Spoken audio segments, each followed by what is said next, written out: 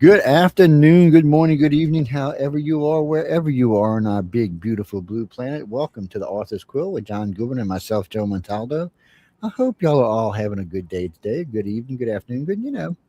It's nice. I know for some of y'all it's Thursday. It's wee hours of Thursday, so I appreciate y'all staying. Thursday? Thursday. Sunday. We way time traveling now, man. Okay, for all of y'all that heard me, that's actually on Thursday.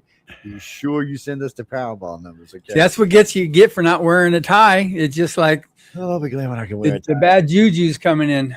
You know, it's funny you say that because I was griping at my doctor about that. He said, "Well, he said you can wear one." He said, "But you're not going to be comfortable," which he's right.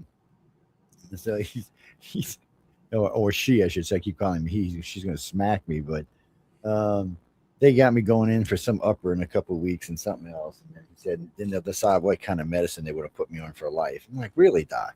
So I said, can't we just fix the problem so I don't have to take medicine? I said, I just spent all that money getting new insurance. Can't we just do that? We'll see. It's and then they get mad at me because I want to use Louisiana healthcare instead of Mississippi. My insurance company says, well, you live in Mass. I don't give a shit where I live. I said, it's not like this is state healthcare. This is from, a company. She's like, well, I guess. I'm like, yeah, well, because to be frank with you, Louisiana's healthcare is excellent. Mississippi's got a lot to be desired. We got all those new hospitals in New Orleans and #1 burn unit, #1 cancer unit. Yeah, so anyway, welcome to Shut's enough about all of that. We got some strange guests coming on later on, which we'll talk about. We got some great guests coming on. And we're going to be talking about Westerns and the true American genre. And I think our first guest is Kellen Cutsforth, who's the executive director of the Western Writers of America. And we've got a lot of great Don't Squat with Your Spurs On, The Cowboy's Guide to Life. So I'm calling Emily until I take that damn book away from you.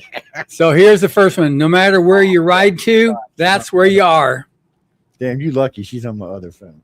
Let's see. Yeah, see, all of these behind me we're giving away today. All of them.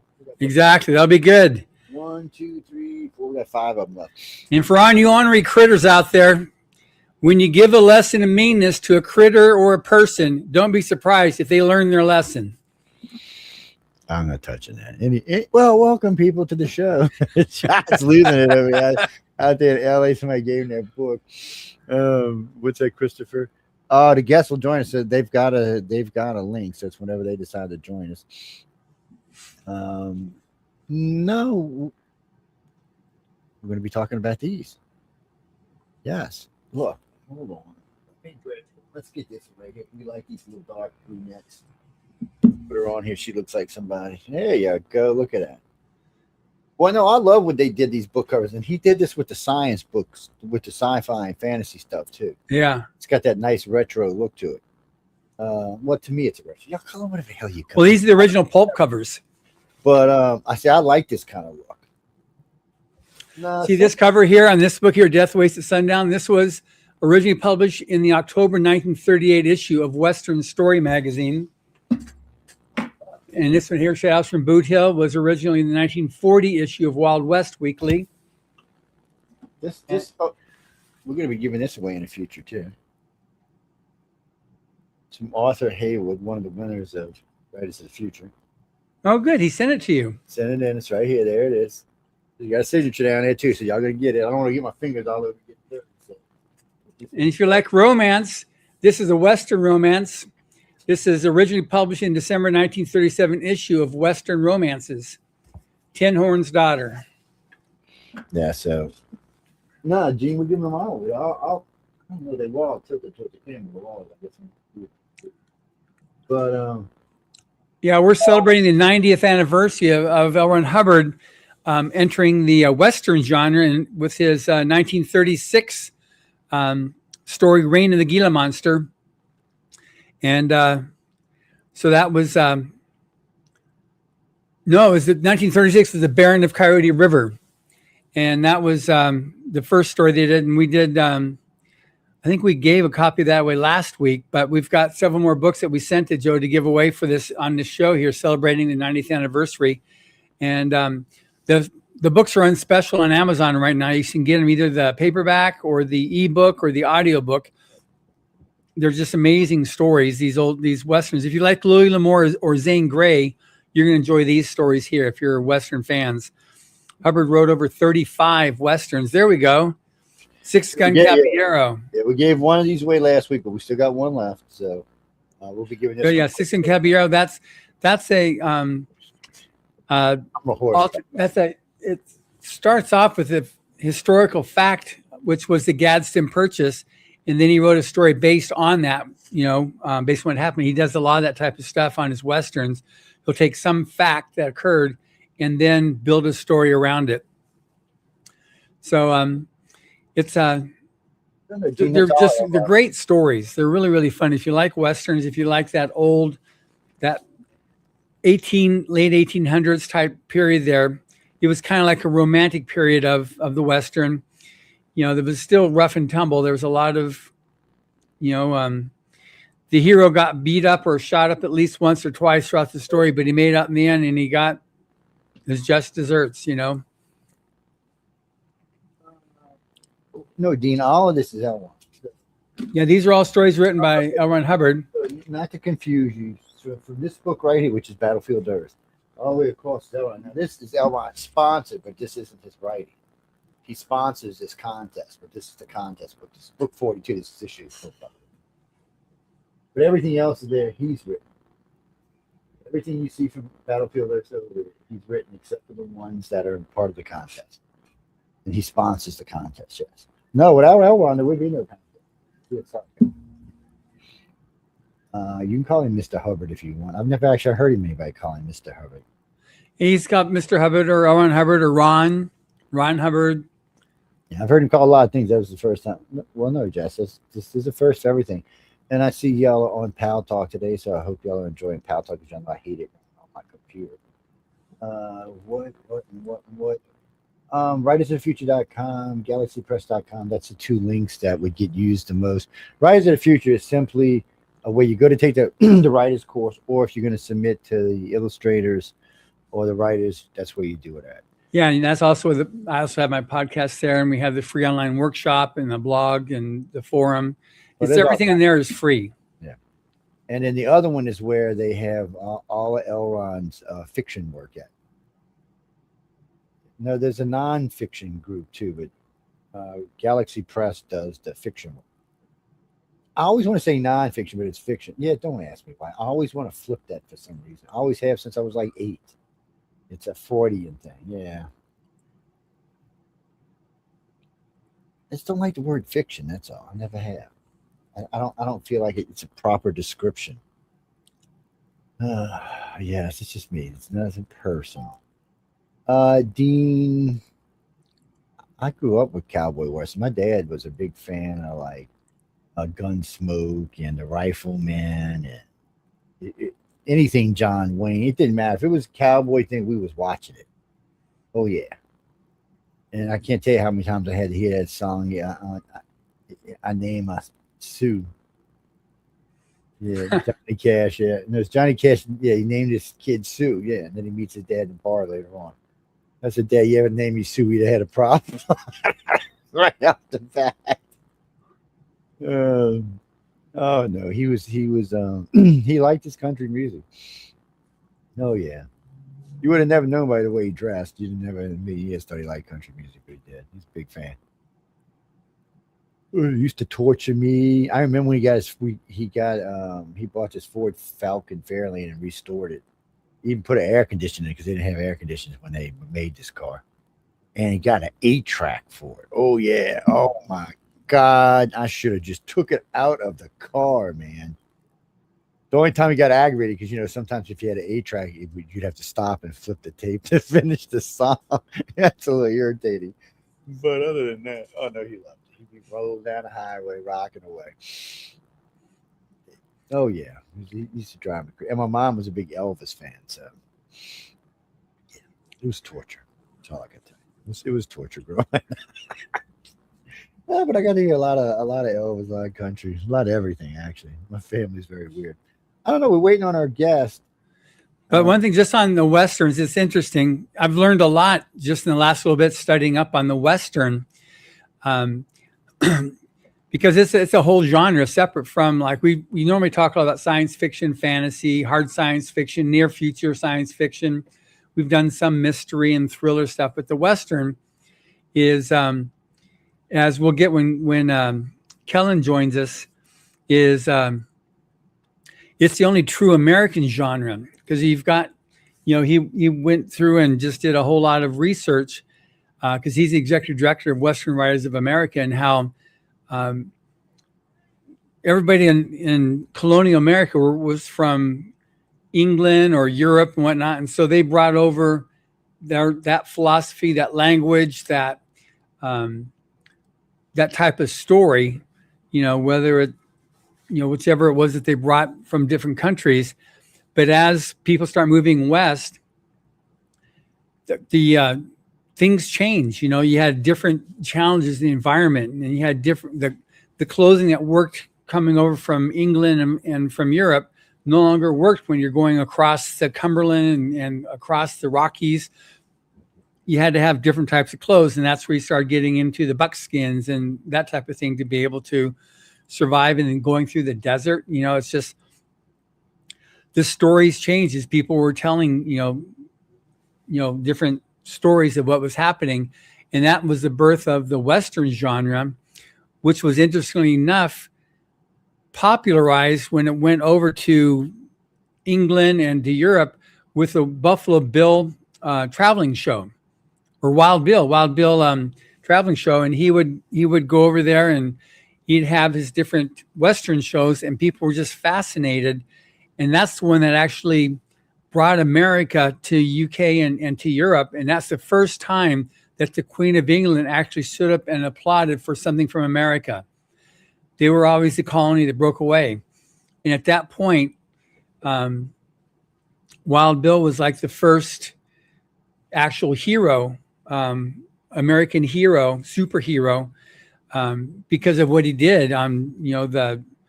They staged the Indian raids, and they do the high shooting and the Annie Oakley stuff and whatnot. He brought that there, and it brought like a reality of like, this is the country that now has grown in its birth. And so it was pretty amazing. So because I read it and it's amazing. We'll be talking to one guy, Mark Greathouse, who I met at the last Western Writers of America, and he's got his book Lone Star Vigilante. And it's amazing the different nomenclature that they use in writing stories, and so you just take a look at, the metaphors that they do as compared to the metaphors used in science fiction and in fantasy, and I read some of these things and you laugh and go, oh, that's just really silly. But it's that type of, it's a very simple downhold type,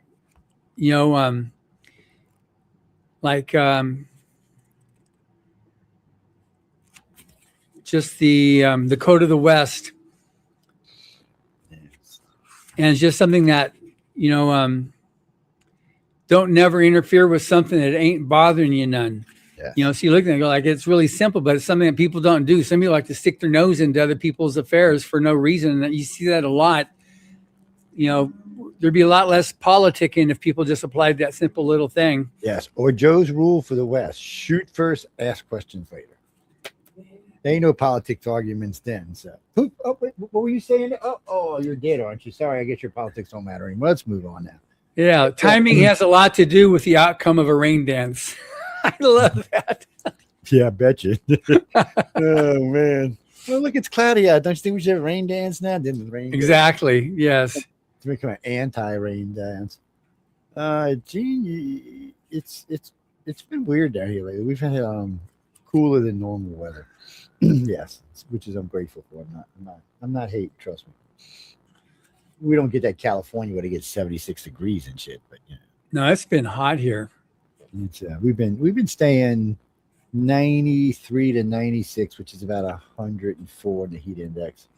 That's warmer than we are here in Hollywood. Plus, you got more humidity than we do, I think. Yes, but right now we're lucky because where I live, we have that Gulf breeze. So because we're right on the coast, we're just close enough to the water to the beach that the air sweeps across my bayou and cools the house down and keeps on the house underneath the house really cool. But if you're inland just another mile or two, it's sweltering. It's sticky, nasty, funky. Oh yeah, it doesn't take. We've been getting real, whatever you want to call it, climate change, weather change, whatever. For the South doesn't mean more heat. It actually means less heat. We've had colder winters and cooler summers.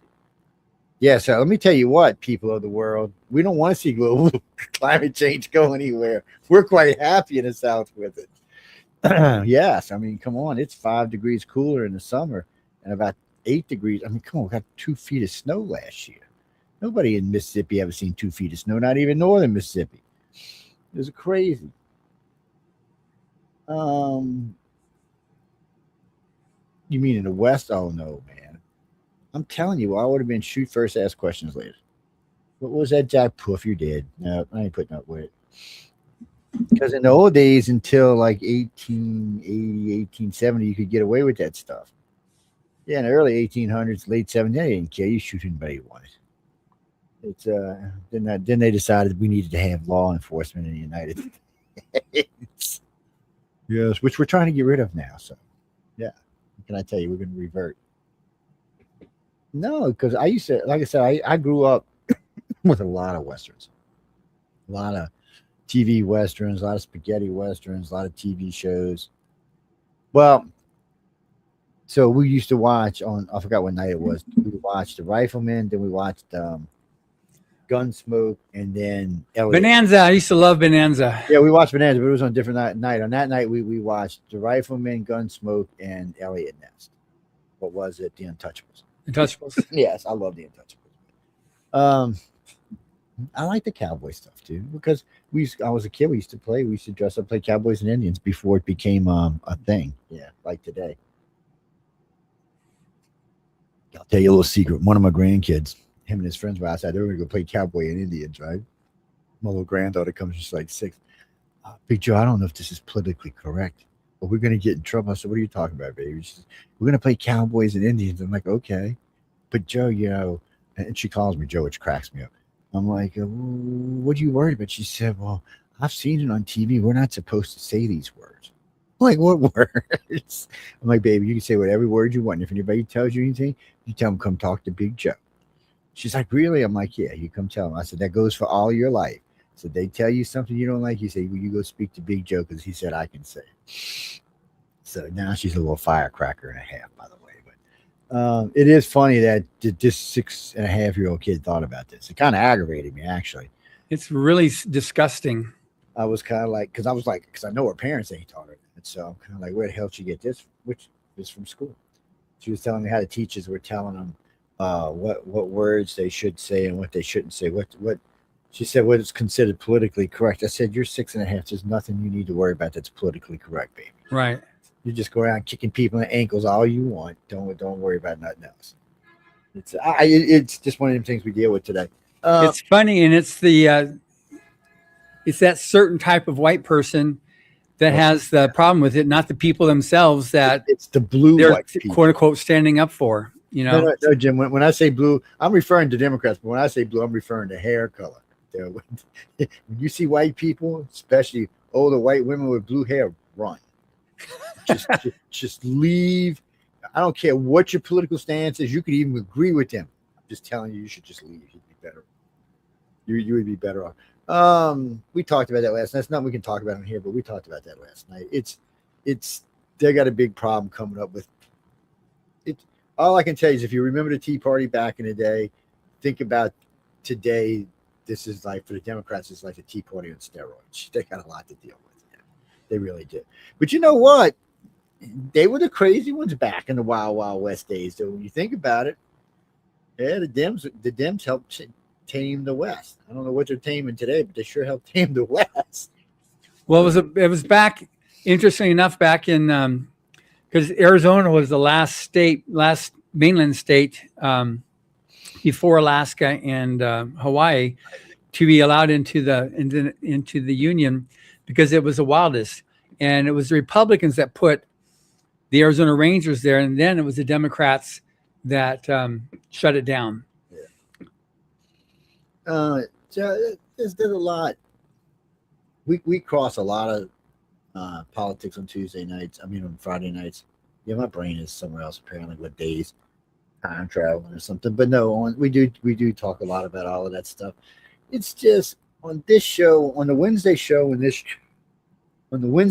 show, we try politics and God. We try to stay away from as much as we can. Not completely. Now, I'm not going to say we're stay away from it completely, but as much as we can, because really and truly, if you're going to be a really good author, a really good illustrator, you should never worry about politics.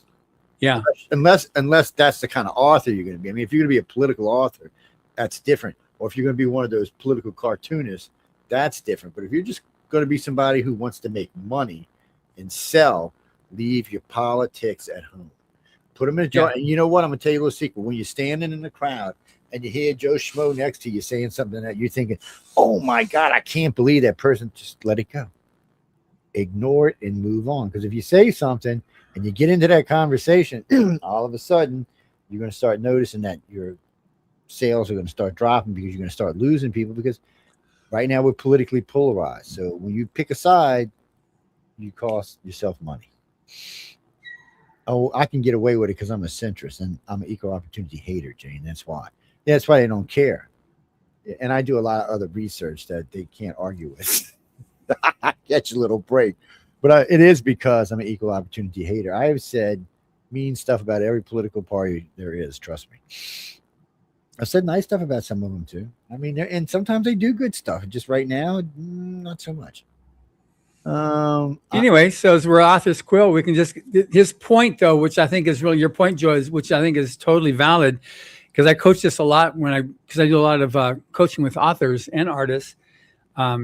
You can feel very strongly, and some get into it. You know, sometimes a person that's been well established, you know, they get in, and they just feel so empowered to take a side and to just trounce on whichever side that they hate. And it just, all it does, and they say, fine, if you don't agree with me, then I'm going to unfriend you. You know, that type of polarizing that you're continuing yourself is it's just hurting you. It's like, if you really think that by you going on to your social platform and with the 500 people or the 200 people that are going to comment, or even 50 people that actually comment, isn't going to make a difference in anything, or that you're going to be enhancing your integrity or your whatever, you're sorely mistaken, because all you're doing is disenfranchising yourself from potential audience. And if what you are is an author or an artist, the last thing you want to do is to turn off potential customers. You know, you can feel whatever you want to feel, and that's totally fine. I do the Writers of the Future, and if you watch our events, you see the full spectrum of politics represented every year, and nobody talks politics. That's when I coach them how to do acceptance speeches. I make a very strong point. You know, it's fine to say you want to thank God. That's totally fine on that. But don't get into making any snipes politically, because you're just going to like turn off half a potential audience, you know. And it's just, some guys do that and they're very interested and they feel like they're good.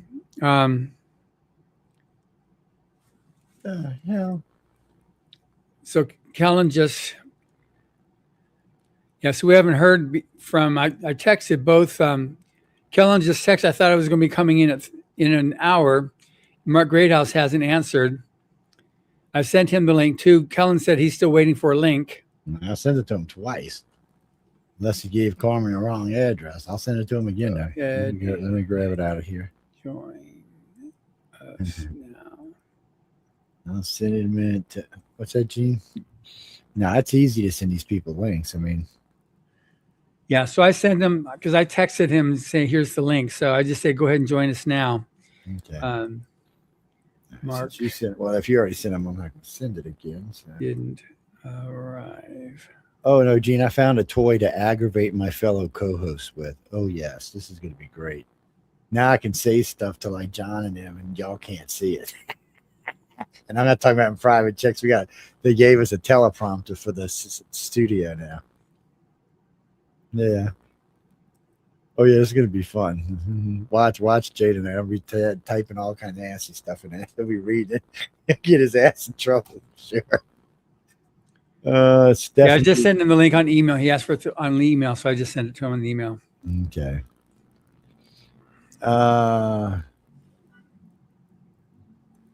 You mean you want to get on this show? Write to me at icarcox.net and I'll give you Carmen's email. He does a guest booking for this. Generally, we bring in outside authors. We just don't do it often. No, we do it sometimes. I mean, what's the book about?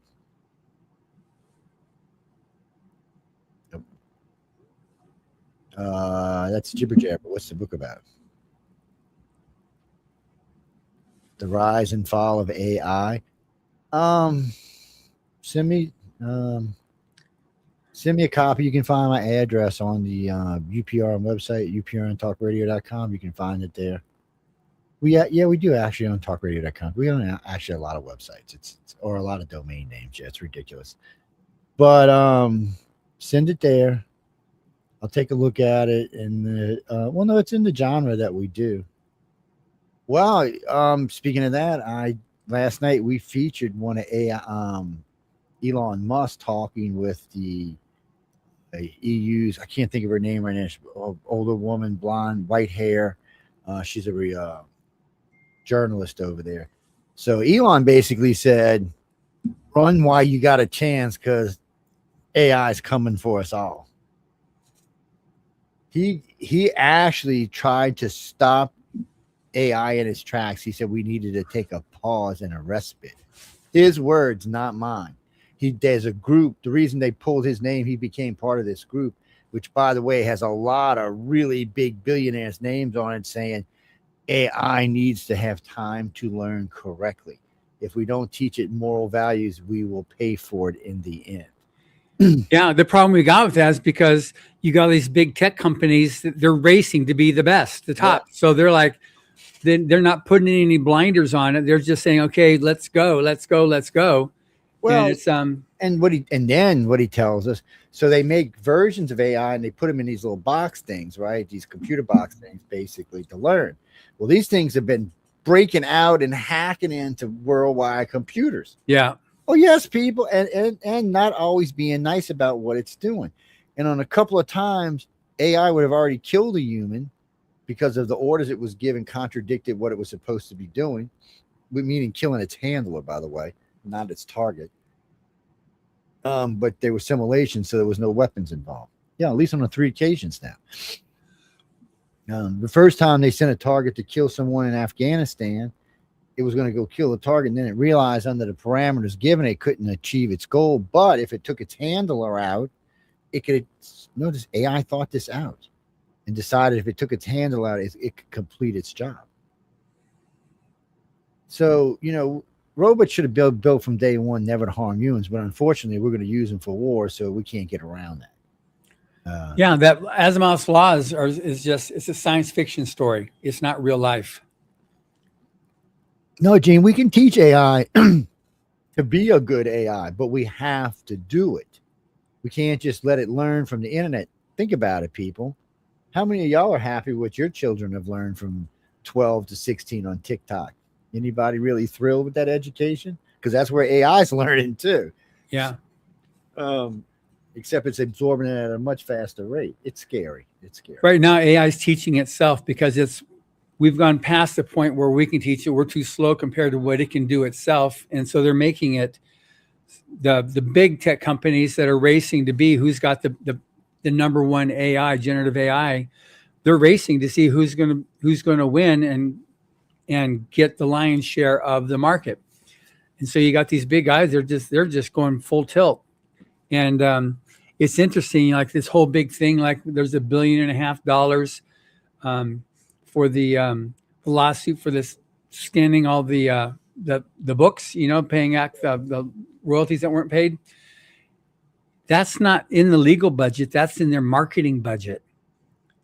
That's just. Yeah, because that's just. They just figured they knew it was cheaper for them to do that than to buy all the books and scan. It's cheaper to do what they did than to buy everything. And then the other problem is I was reading. That's one we talked about this last night. One of the problems is okay, they're going to get all this money, but who's going to actually get the money? Because we were talking about these authors and illustrators should be getting paid. But it doesn't sound like that's what they're going to do with the money. It sounds like they're going to give it to organizations. I'm like, no, just give it to the people. You know how many of them books have been scanned. You know whose books have been scanned. Yeah. So I don't know. It's at best it's irritating. I really would like to see something better than this come out of this. But I'm not even worried about that anymore. I'm more worried about is the shit going to drop a nuclear bomb on all of our heads.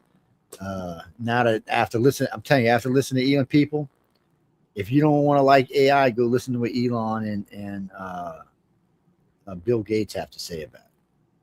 You'd be more than worried. I'm just giving you a heads up because it's going to be all over the place.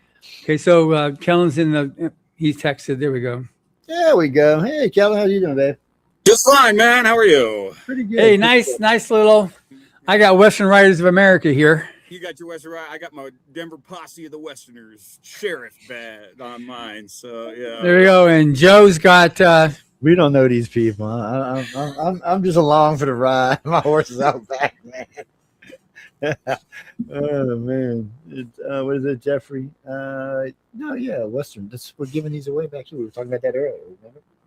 We talked about this earlier show. We're going to be giving these away.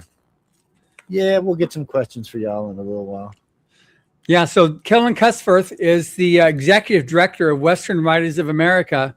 We actually met a few months ago when I went to the annual conference in St. Louis, and I hadn't been for some time. So it was great being able to meet him and so many of the other great folks there at WWA. One of the other ones will be coming shortly as well, Mark Greathouse.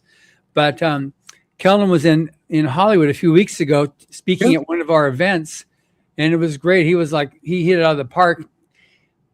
He was also a guest on a podcast. Your podcast aired, right, a few weeks ago? Or not yet. Maybe it hasn't aired yet. Nope. So maybe it's coming up soon. Maybe that's what it is. But anyway, because I read one of his books, which I was fascinated with, because he took, the first book was like 20 different. It's 10. That's 10. Mark. So my writing partner and I, we take 10 different Old West controversies. So did Billy the Kid live on to old age, or did Pat Garrett kill him, as they say?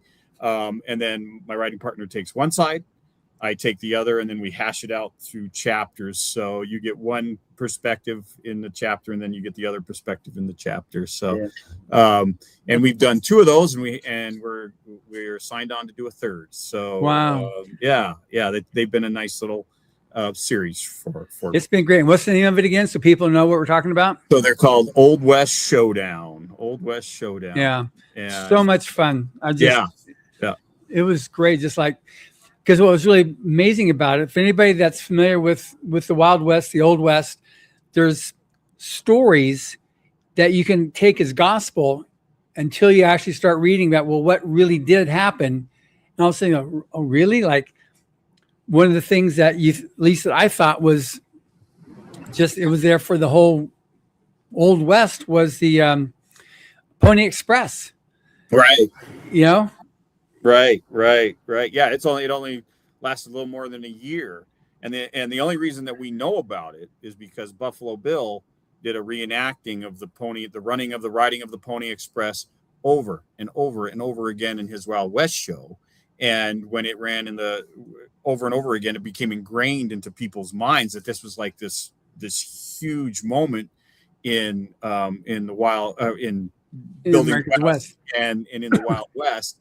And what's also wild is, oh, hey, Mark. Guys, how you doing, Kellen?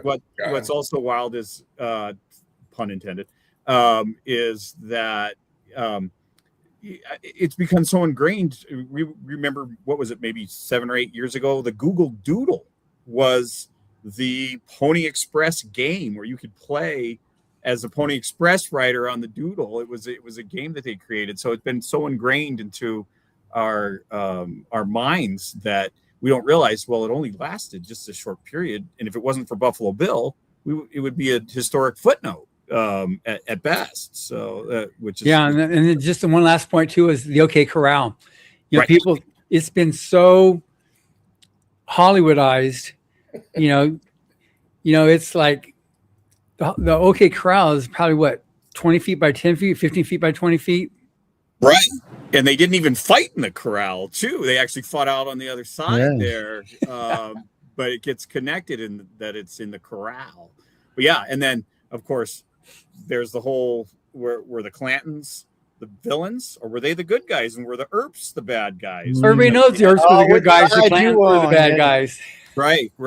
Who you want to be? You guys were stirred up.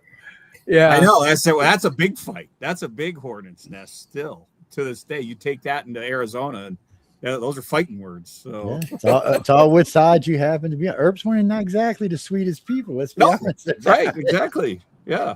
Yeah. No, the Earps had their motivations as well they as did. everybody else.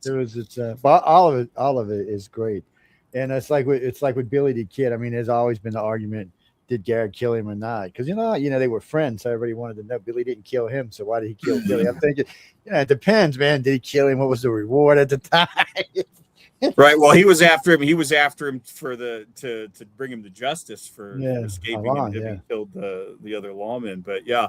Well, and then there's that story of Brushy Bill Roberts, is, of course, that begs the question: did he live on? Can you trust history?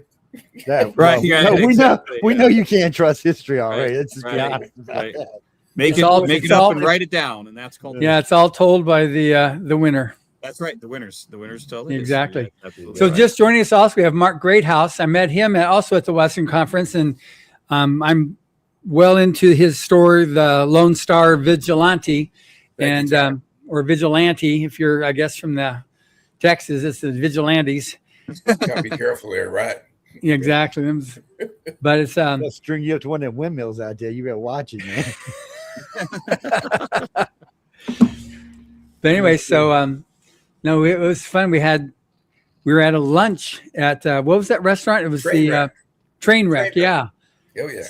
So Mark and two other writers, Tom Gilhuck's, right?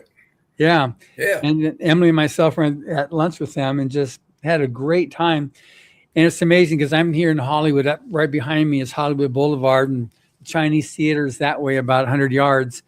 And it's a whole different world than what I experienced when I was there in St. Louis and what you're living there. And, you're not going to see many rooms looking like Mark's room that you see right there, or Kellen's, what you see there. I got Buffalo Bill right over there. We're challenging our cowboy, right? Right, Kellen?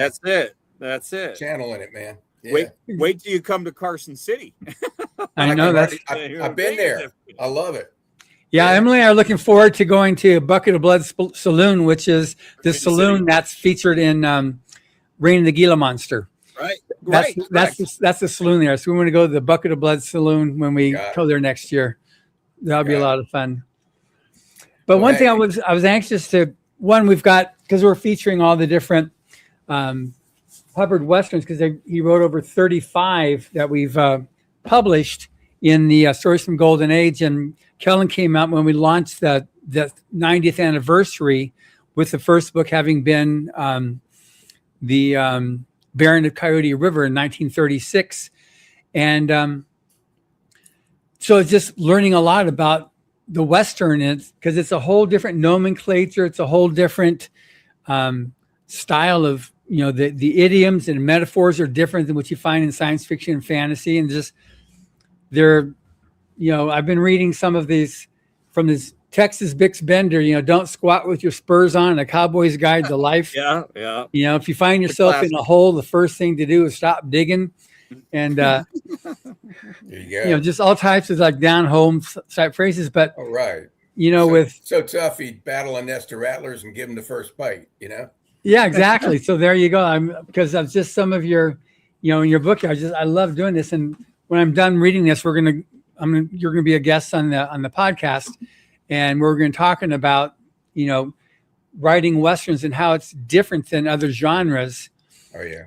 Because it's, I read all with the podcast I've got right now. I've got, I just uploaded episode 382 or 383 last night. And I'm about to air Kellen and Stuart and the editor. Johnny Boggs. Johnny Boggs. Yeah. Gotta have Johnny. Yeah. And just a whole different way of writing, a whole different style of storytelling, which I love. It's simpler and it's easier to get into, and I can myself relate to it. I mean, I was raised in Arizona, so that probably doesn't hurt in terms of that connection. But I'm just curious for yourself. I'm back and forth between Kellen and Mark here. So, was a writer? Was that your second career? Third career. Third career. I was in defense contracting for a couple decades. Moved on to private equity investing and entrepreneuring and all that. I retired, taught a little bit, and then I said, "Shucks, I want to write." So, bingo. But that you talk about the Western. What is interesting is Western. They say it's a genre, but within Westerns, we hit just about every genre there is within that. Yeah. So, yeah. Yeah. I'm in the middle right now. I just finished reading Cowboy and it's a Western romance, and what I like about this one here is it's a G-rated. So I there you go. One of my last, when I was on the Audio Publishers Association Board of Directors, before I was not voted back in again, was the whole which I consider the slut genre. Just. And so we were voted to be able to have that new category for the Audio Awards. And I said, no, I don't think we should do this. And myself and the publisher from the Christian Audio were the only ones that voted against it. And I was very vocal about it, and which was fine. That's my opinion. And everybody else said, no, we need it. And it's definitely gone strong since then. But I like a story where your imagination can fill in the rest. You don't need someone to tell you all the juicy details in a romance. At least I don't think so. I really enjoyed this story here, and I enjoy romances like that. But then I always read. I'm not that much of a movie goer, and that's So I like my imagination. The girls are always prettier in my mind than they are on the screen. Well, you got to keep in mind, though, William Faulkner was trying to make a buck, and he didn't really make it until he wrote his trash novel, Requiem for a Nun. Wow. Yeah. It's the top genre. I mean, it's. Oh, it is. Yeah. Romance is number one. It's romance number one, and then they always at the Harlequins and all of that. They're the bodice rippers. They've forever and ever. Yeah. I mean, how many have you written, Kellen? Precisely zero. Yeah, but what about as let's see, not Kellen Cutsworth, but what about as as a ghost? Bat. As a ghost, I don't write. So I'm a nonfiction guy. So even in my ghost world, if you will, I still write nonfiction, and that now I bounce all over the place from there. I wrote one that was a really good one on, not giving too much away. I don't think I'm breaking a contract here, but I wrote one that was all about the NAGPRA and the confiscation of Native American artifacts and the world that revolved around, and that was a biographical as well as an informative one. But then I've also written ones for guys who are like, I was the greatest washing machine salesman from in the tri-state area, and I want to tell my story. And I go, okay, well, I mean, here you pay me and I will write the greatest washing machine story you've ever heard, salesman story you've ever heard. So there you go. I'll write anything for $1. That's my motto. Oh boy.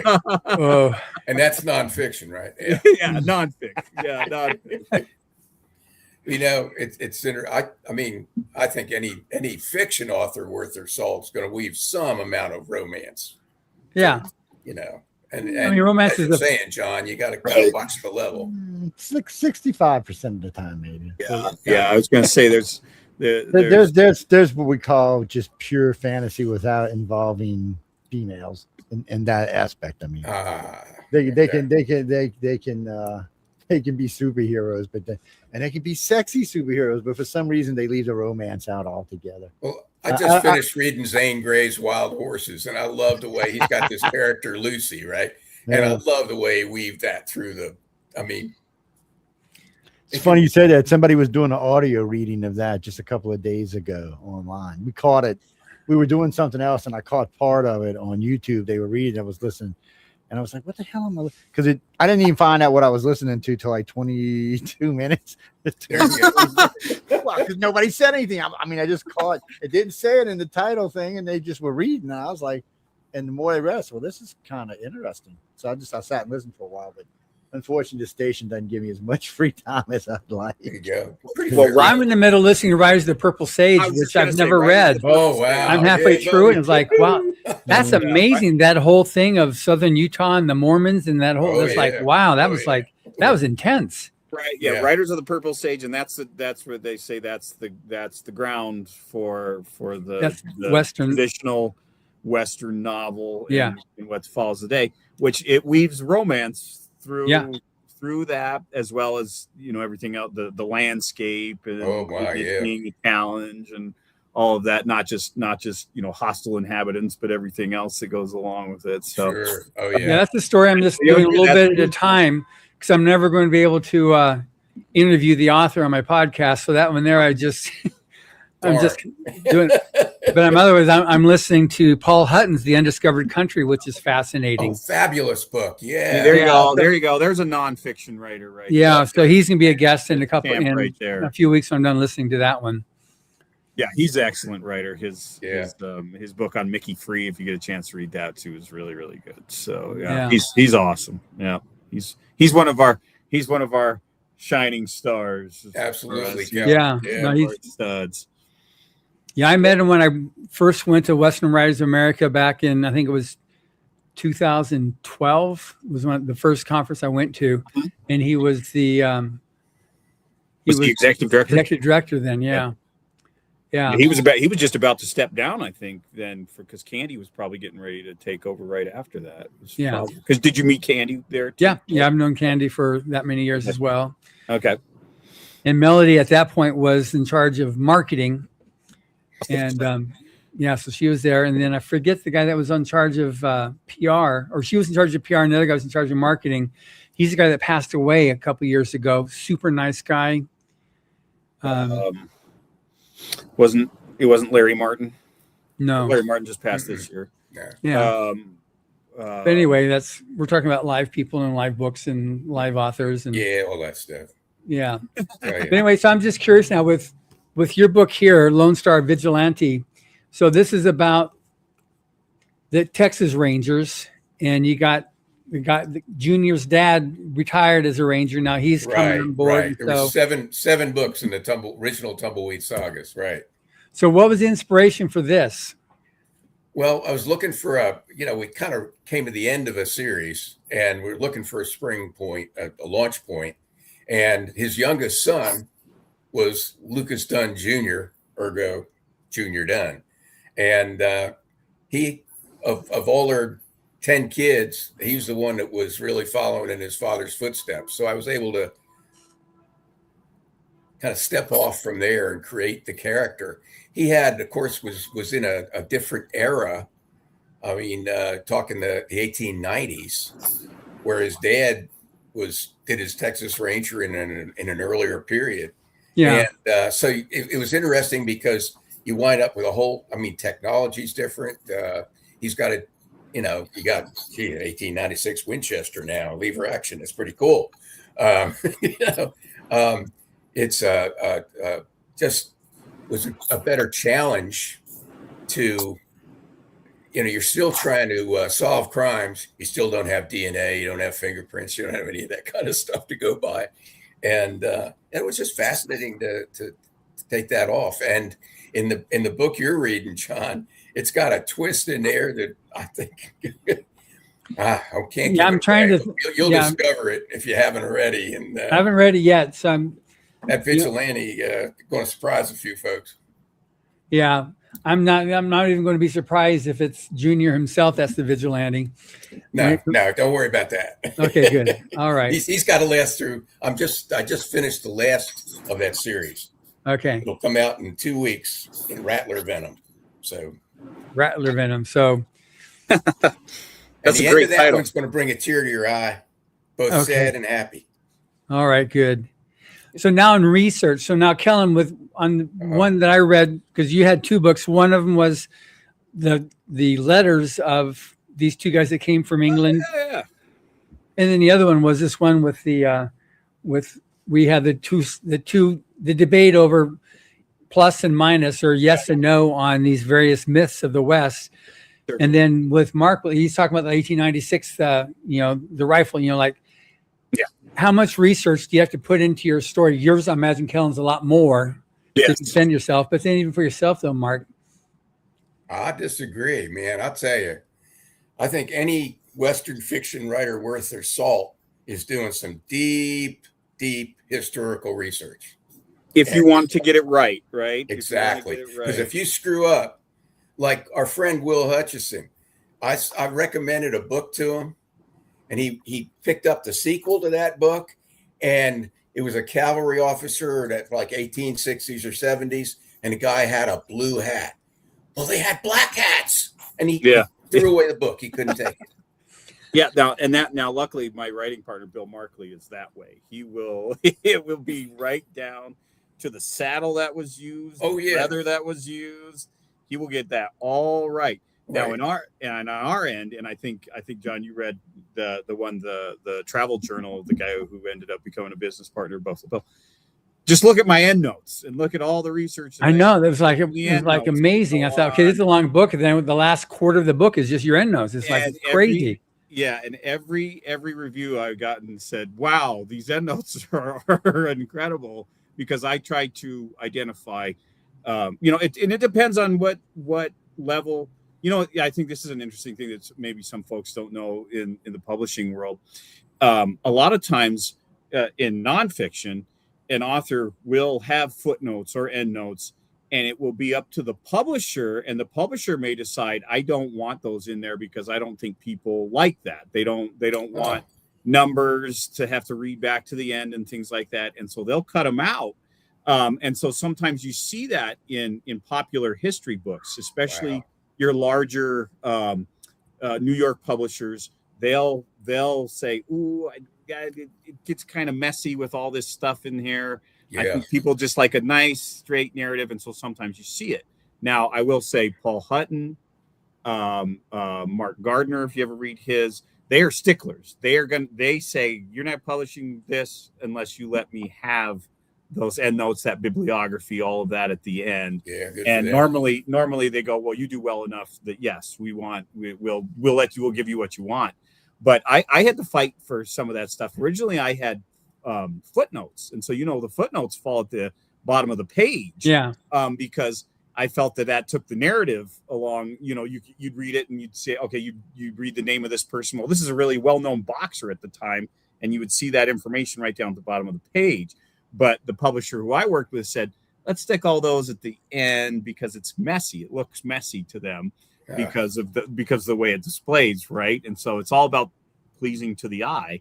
They want it to read like a narrative, like fiction. So that's how they really want it to go. So, but I did fight for those, and that's where you get all your.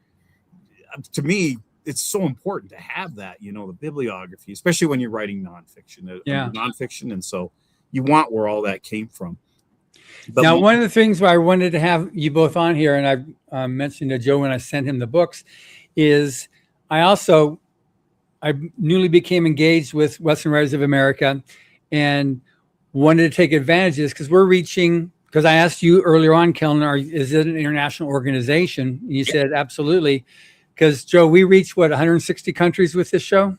Easy 160 countries. Yeah. So Probably on a day like today, probably more like 170, 175, something like that. yeah. Well, So like me and Mark were going to be on, clearly. So.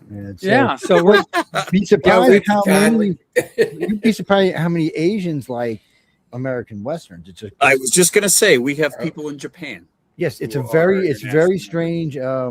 We have a big following in North Korea. I mean, not North Korea, South Korea. We do have listeners in North Korea, which is weird, by the way. But it is, you can see certain types of science fiction, almost all country, Japan, South Korea, parts of China, Singapore. They really, really like it there.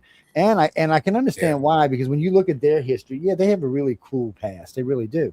But it's not our past. Our past is way different. You know, we shoot them up, bump them up. Let's have some fun, getting stirred some shit, crossing the country. Americans are a different kind of explorer, I guess is a way of saying it. So it's fun to read stuff. And most Western writers do a good job of keeping it, I guess exciting might not be the right word, but just keeping it interesting. Because it doesn't always have to be about blowing stuff up or shooting stuff, but I mean, it just keeping a good solid country pitch to it, I guess. Well, what I Western, always. Oh, I'm sorry, Mark. Go ahead. Go ahead, wait. Western Writers of America is the 800-pound gorilla in the business, but you ain't seen nothing yet.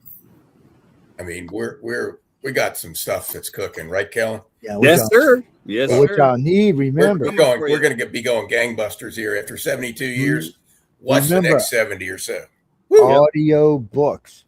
Yes, sir. Audio books. Yes, sir. People like me, see, in the old days, I had time to read. These days, I don't. So today, so like when I'm in here working, other than when I'm talking and working, you'll see I have this plugged in, I'll have the speakers on, and I'll be listening to an audiobook because that's how I get them. But when I'm driving, I actually prefer to listen to audiobooks when I'm driving now. It's something I picked up. It's his fault up there in the corner. But I started listening to Mission Earth a couple of years back on the drive, and I got used to it. It's better than listening to music. Yeah. Or at least it's more entertaining, Yeah, Well, if you get a good reader, it ends up being great. It is a kicker. Humor comes across in different ways, and then if you read it off a page. Fortunately for me, stuff. I know within 15 minutes if I'm going to be able to listen to somebody's voice or not. Now, some of the books we get, of course, got full, sound effects, all the bells and whistles and whips and pops and snaps and everything else, which is great too. But you know what? I can listen to an audiobook with someone with a good, solid voice without any bells and whistles. Yeah, that's the way I like them. I don't like all the extra. Audio is kind of interesting because earlier I was with another publisher and we did some narration and stuff. And the economics, as you well know, you got to sell one boatload of books to cover the cost of that narrator. Yeah. Oh, yeah. Oh, yeah.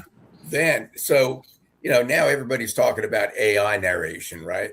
Well, with all due credit to Mike Bray and Wolfpack, we actually took my Tumbleweed sagas and we applied AI narration. Well, I'm here to tell you, we had them up for a week and we took them down. Yeah, because AI sucks. Don't get me wrong. Don't get me wrong. There was that the titles of the first book is Nueces Justice. Nueces is Spanish for nuts, and it's along the Nueces River in Texas and the pecan trees and all that. Anyway, there must have been 6 different ways that AI narrator pronounced Nueces. Oh yeah, and they do other kind of Nueces. It's a Nueces River. Yeah. or they like to do like if they see a 0, they like to say 0001. It's got a long ways to go. Maybe a decade from now, it might be readable. Possibly. I don't know. But there's also it's the inflection, stuff like that. Yeah. Well, tension. The human voice sometimes there's a little tinge of an accent in there. Definitely inflections in there. I mean, it's a better read, and I enjoy it. And matter of fact, I heard a book. I can't even remember what it was. Edward R. Jones read, and I don't even remember what was in the book. I was just captivated by the man's voice. There you go. Honestly, to this day, I can still not tell you what I listened to in that damn book. But I do remember. My wife was a librarian, and she's a connoisseur of audiobooks. Oh, she heard my AI books, and she says, get it down. Yeah, because that's an embarrassment. That's what happens. People hear that, they're like, why'd they put this crap up here? It's well, and then it reflects poorly on you, right? Yeah. Now you're in touch with Steph. Speaking of great voices, though, but Stefan Rudnicki, have you connected with him yet, Kellen? Yeah, oh yeah, he and I talked. Yeah, we're hoping to have either hopefully a representative from Skyboat at the next Western Writers of America conference, and so the audiobook producers, Mark, Yeah, he's won Audis several times, and he's won two Grammys as well for his audiobooks.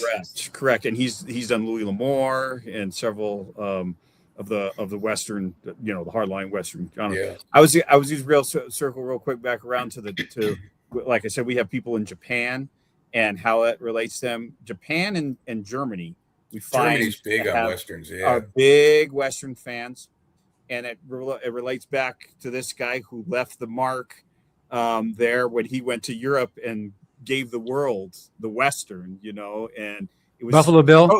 Buffalo Bill, unique to America. It's our culture. It's when many say America became its most American when we moved west, when we became Westerners.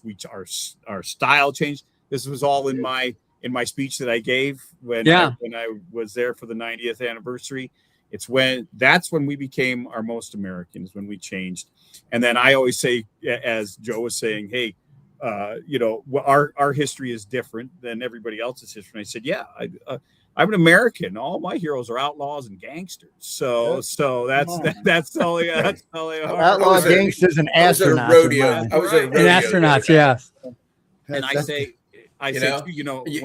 one thing about Japan is we all, Akira Kurosawa, the great Japanese director, he got whacked for being too Western because he was influenced by John Ford. And so his samurai movies became very Western oriented, And so, right. I mean, a few dollars more, Good, the Bad, and the Ugly. Those are all Kurosawa.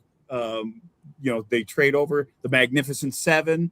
All of those, they cross over into those samurai stories. Seven Samurai became Magnificent Seven, and they transition over because they tell these great sweeping stories, and that's what's so great about our genre is we can be samurai movies, we can be space operas, but they are the Western.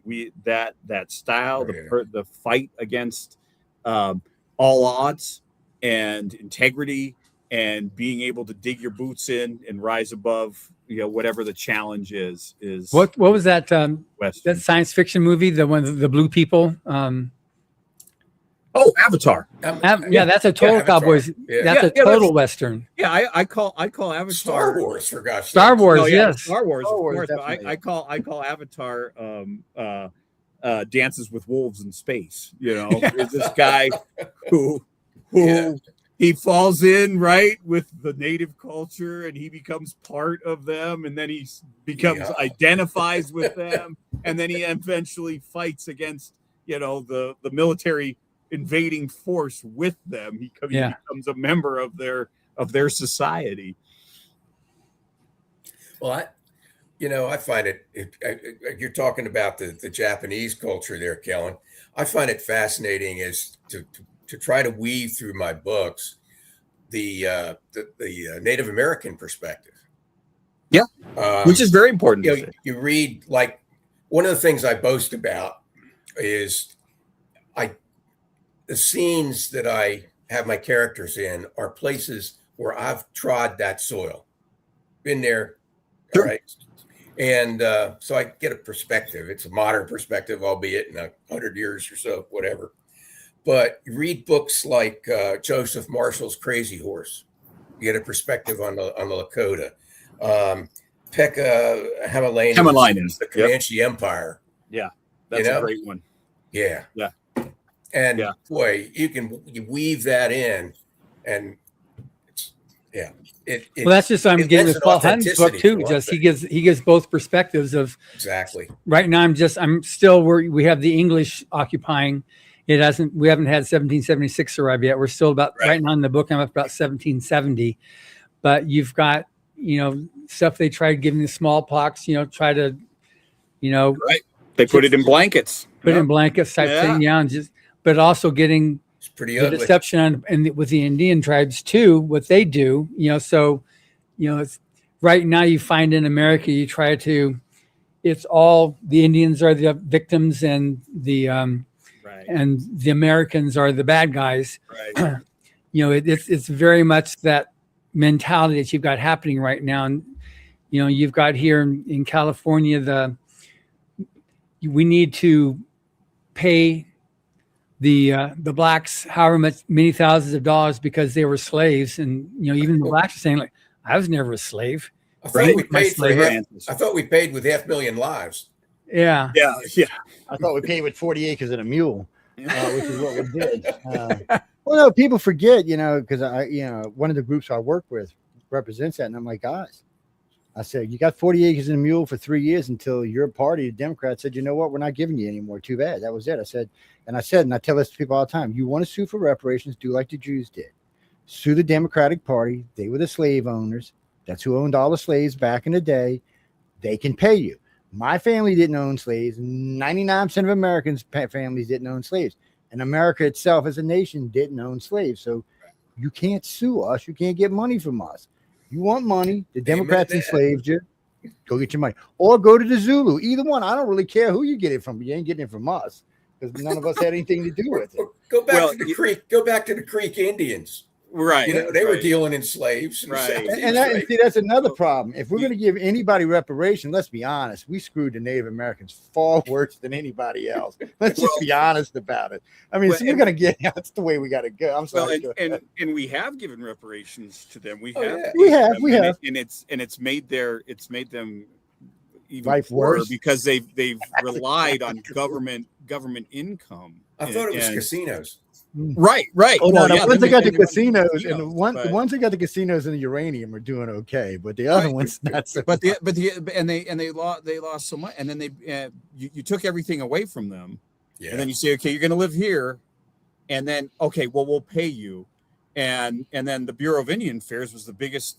I mean, just graft. I mean, the money's here, and everyone's taking away from it. Oh yeah, and then they just get their little drip of a check dripped out, and then they become subsistent. On that, and once they become subsistent on it, they become stuck to it, and it's a vicious cycle. Oh yeah, give a man a fish, you feed him for a day thing, right? Yeah. That's exactly it. All I say is thank God for the casino, because they got several Indians got casinos down here, and they're doing really well for themselves. The one thing is though too, and as you say, Joe, some bought into it.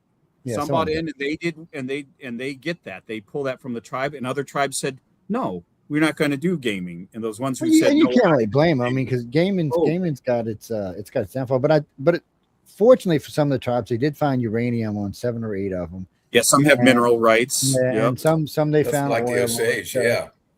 So there's been some, but in the end, I mean, we just basically screwed them, stuck them in a place they couldn't grow food, and said, hey, we could have killed you. Well, and then in the place you couldn't find food, we were like, oh, there's oil under there. Oh, yes. Look. Oh, wait. You know what? We want that land back now. Wait, we messed up. Let's give you some desert over here. Wow. Now. We should have rethought this one. Yeah. And I think, there was so much, call it internecine warfare, in effect. The tribes are battling each other while this onslaught is coming from the east. Oh, yeah. If they could ever got together, we'd have never got over. Well, it would have been a lot tougher. That's for sure. The bigger issue is, too. When you talk, let's talk about Battle of Little Bighorn, right? The one that we all know, we're all aware of, right? And Custer and his boys got their doors blown off. So when the Lakota did the vast winter counts, that is their pictorial history. When they did the vast winter counts from that year, 1876, the Battle of the Little Bighorn is a blip in their vast winter count. The bigger battles are them fighting the Crow and killing the Crow and stealing from the Crow and fighting their mortal enemies. That was huge. There was tribal warfare before anybody else moved this way. They were killing each other. The Lakota didn't start in the Black Hills. They stole it. They took it from the Crow. Yeah. It was conquest. Americans were pretty harsh on themselves. They were very hard on each other, but it was a brutal world, and that's what you're reading, right, John? And that's to circle back around. in Wild Country in Paul Hutton's book, he talks about exactly that. It was winner take all. Yeah. The native people didn't have any difference between, well, okay, this is a war and it's just going to be between the braves and we're going to fight and that's it. And then the civilians, the women, they'll be like, no, they killed them all. Yeah. And then they took them and they enslaved them if they wanted them. Sacagawea was a slave. Sacagawea was a slave. She was taken when she was 11 years old. And she was sold by the Hidatsa Raiders to her husband, a Frenchman. I think there's a crazy perspective now. And we don't understand these things. As crazy as the Native Americans were, they ain't got nothing on their cousins, the Mesoamericans. Those who came before, right? Well, yes, the murderous truth that came before. Right. Ones that used to like to play basketball with your head. Right. Roll your headless body down the thing with your heart bouncing behind. Yeah, they were a tad bit nastier, but still, that's how the world was, right? It was it was a wild country. It was and now it's done the flip. So now it's the victim that's the one that gets the just rewards. It's sure, yeah. I mean, you see that here again over here. It's like you see somebody gets, they're doing okay in life, but they had something that they were the victim on, and they're awarded. We see the settlements coming out of court, millions of dollars, because they were somehow another. It's wow, it's crazy. And you see tidbits now and stuff like Darkwind and Longmire and all that kind of stuff. Well, I was thinking the first girl I ever kissed would be in jail today because she was 18 and I was 14. They've got the flip of it. Well, yeah, they put her in jail today, man. I was like, wow. I mean, one of the things that struck me in reading the Comanche Empire was, they cover 150 years, right? But their great technological advance was the horse. Right. The horse tribes. Okay. Now, you ever want to write a story? Go back 6,000 years, and you're going to find something. You're going to find the horse and the chariot. Come back 5,750 years later, you're going to find the horse and the carriage. That's about the extent of evolution. Then 5 years later, there's a country called America is invented. In the next 175 years, there was more evolution, more revolution, and everything else on this planet than its entire existence. Absolutely. Right, space travel. Yes. Well, and like you say that, which is a great book too. If you guys ever, the one that Mark's talking about, his name's Pekka Hemalainen. He's actually, is he Finnish? Is that what he is, Mark? I can't remember anyway. No, he was a Comanche. Pekka. I thought he was like something out of a sci-fi movie. But anyway, he wrote this wonderful book called Comanche Empire, and he talks about when the Comanche controlled what as Texas and other parts of New Mexico, right? Yeah, Comancheria, and he talks about how they controlled a real empire, but it's not as the Europeans would see it, because Europeans see or the European mindset, which Americans their cousin is, right? You set up a city or a castle, and then it's built around that, and you have this stationary thing. Comancheria, the Comanches were always moving, right? They were following the nomads, source, right? They did, they followed the river, they followed the food source. But anybody who entered into Comancheria that wasn't Comanche, that was it for you. So the Comanche pushed the Spanish out. They kicked their brains out and kicked them out. It wasn't until the Texans came who fought as dirty as they did, and that's when they were removed. But it's an incredible book where he goes through everything where they really did have an incredible empire, but it's hard for us to really imagine. Think of giants and everything. Well, think about this. So right now, sitting 15 minutes out of St. Louis is one of the oldest cities in the world. It was built by some empire in this country that looked like it spanned most of Eastern America, and no one to this day knows who the hell they are. It's a very interesting, and it looks like a Mayan pyramid actually, but it's at least 15,000 years old. Just 2 weeks ago, they found a sunken city off the coast of Louisiana. sitting in 1,200 feet of water that is at least 15,000 years old. The problem with all this is that predates our who we are. We're only supposed to be a 6,000-year-old civilization. Sumerians is supposed to be it for us. Oh no, obviously we're wrong. So they have found 7 cities that predate 15,000 years in the last 20 years. And no one can explain where the hell they came from. And it's worse than that, because the one sitting off the coast of Cuba is in 2,200 feet of water. The last time the water was that low on the planet was pre-Ice Age. Ooh. That puts us as a much, much older society than we were talking. 15,000 years is bad enough. But when you start talking pre-Ice Age, Sure. it changes everything. It changes who the hell are we, where'd we come from, what's been going on our planet. And I got a map I'll have to show y'all one day. I did it on the show, was it Wednesday?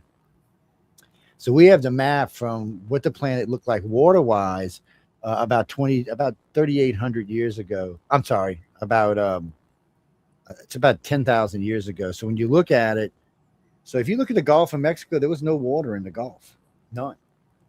Gulf of America. Yeah, sorry. Thank you. I will get So it's somebody else correcting you, Joe, besides me all the time. Well, what Tenochtitlan was built on a swamp, right? I mean, yeah, there it was. And then so we find all these places around the world now. So we know, okay, there was way less water way back then. And so they were building along the coast just like we do today. The only difference is the water came. But there's a problem. So if you look at the maps back then and you look at the water and the amount of ice on the planet, there was not enough ice if you melted everything to bring the water levels to where they are today by at least 1,500 feet to us. yeah. So now science is like, we couldn't have 40 days of rain because there wasn't enough water on here. So the new theory is that somewhere along the line, probably from Mars, or maybe there was another planet out there. They think there was a planet between Mars and Jupiter, lost an ocean, and we inherited it. And get this one, there are no whales on the pre-maps. So if you look at the maps from 5,000 years this way, you see whales. If you look at the maps from like the ancient mariners, there are no whales on the maps. There's no squids or octopus either on any of the maps. But they sure are on the maps after that point. So what they're saying is that when this ocean was deposited here, it brought life with it. And it would also explain the sloshing effect in the 40 days of rain, because as an ocean entered our atmosphere, it would start steaming off at least part of it. It would completely engulf the planet in clouds. The rest of it would hit the planet. As it did, it would cause a sloshing effect. We'll come to find out the top of Mount Everest is full of fish bones. The top of the mountains in the United States are full of fish bones. And the only way they could have got there is if the water was that high, because they were never that low. So what it looks like is the water hit us, sloshed up and held. The original explorers like fish. They just brought fish up to the top. That's how they got there. That's not going to explain this. Here's the kicker. Here's the kicker, Joe. Hmm. Is because we sit here with all our fine technology and our studies and all that kind of stuff, we're now aware of this stuff. Yes, we are. It's what's cool about this is Harvard just put this thing out that says, okay, technically they give man 350 years of really advancement out of all the time we've been here. Uh-huh. So they said, let's just say that's a 50 million year run. Every 50 million years, man evolves, we turn into something, we get to these levels and we blow ourselves up or something happens. He said, within 10 million years, there's nothing left. You'll never know we were here. After 50 million years, no sign that we ever existed ever, not even in the atmosphere. He said, so we could be doing this, just rehashing ourselves every 50, 80 million years and just never know it. And there is evidence. There's the Pravda map, which is 120 million years old. We weren't on a planet 120 million years ago, but it sure does exist. There's the O parts, which we keep finding artifacts and pieces of coal that are 50 million, 80 million years old. What the hell? Who the hell was putting cogs in coal 50 million years ago? Well, I'm glad I won't be around to find out. Thank you. My great a friend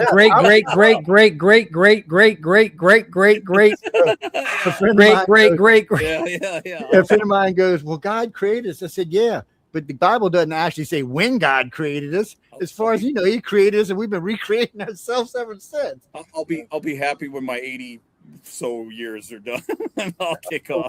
Wait now, you'll be around longer than that, Kellen. You know. Oh, that's kind of you. That's kind of so you. Elon's going to let you go to his colony on Mars, and once you're in your 70s or higher, Mars is actually a good place. One, it relieves the stress on your bones. All that gravity pulling down, causing that arthritis, it releases that. So you don't really feel that tension anymore. Plus, it takes the tension off your heart 2.5 fold. So your heart now don't even have to have blood pressure medicine. They said living on Mars will add at least 30 years to any old person's I don't know life. if I'll have the do-re-mi to get there, though. No, he wants you to go for Hardly free. wait to get there. No, he wants you to go for free. So this is I what don't he know if said. my old body can take the taking speed that I off, have yeah. to travel at to get there. His goal is to put 5 million people on Mars by the end of by 2050. Right, I'm occupy like, Mars, right? Yeah, SpaceX Well, stock is going up, guys. I figure he looks at it like this: sooner or later, Earth's going to blow the living crap out of itself. So at least if they're on Mars, they're going to survive. And we don't have to wait the 50 million years to come back again. Oh, shoot. Yeah, that's right. Yeah, 'Cause what's it going to be? EMPs, tactical high energy. have you lasers? ever- What's it, you know? Well, have you ever seen James Bond Moonraker? So this I Yeah, always yeah, call yeah. so I call Elon. I call him Drax. I call Elon Drax all the time. Actually, I started calling his little son X Drax now, but because look, the other day Elon, he's already got 11,000. There's 14,000 satellites in space. 11,000 of them are his. That's right. So he wants to put up another 95,000.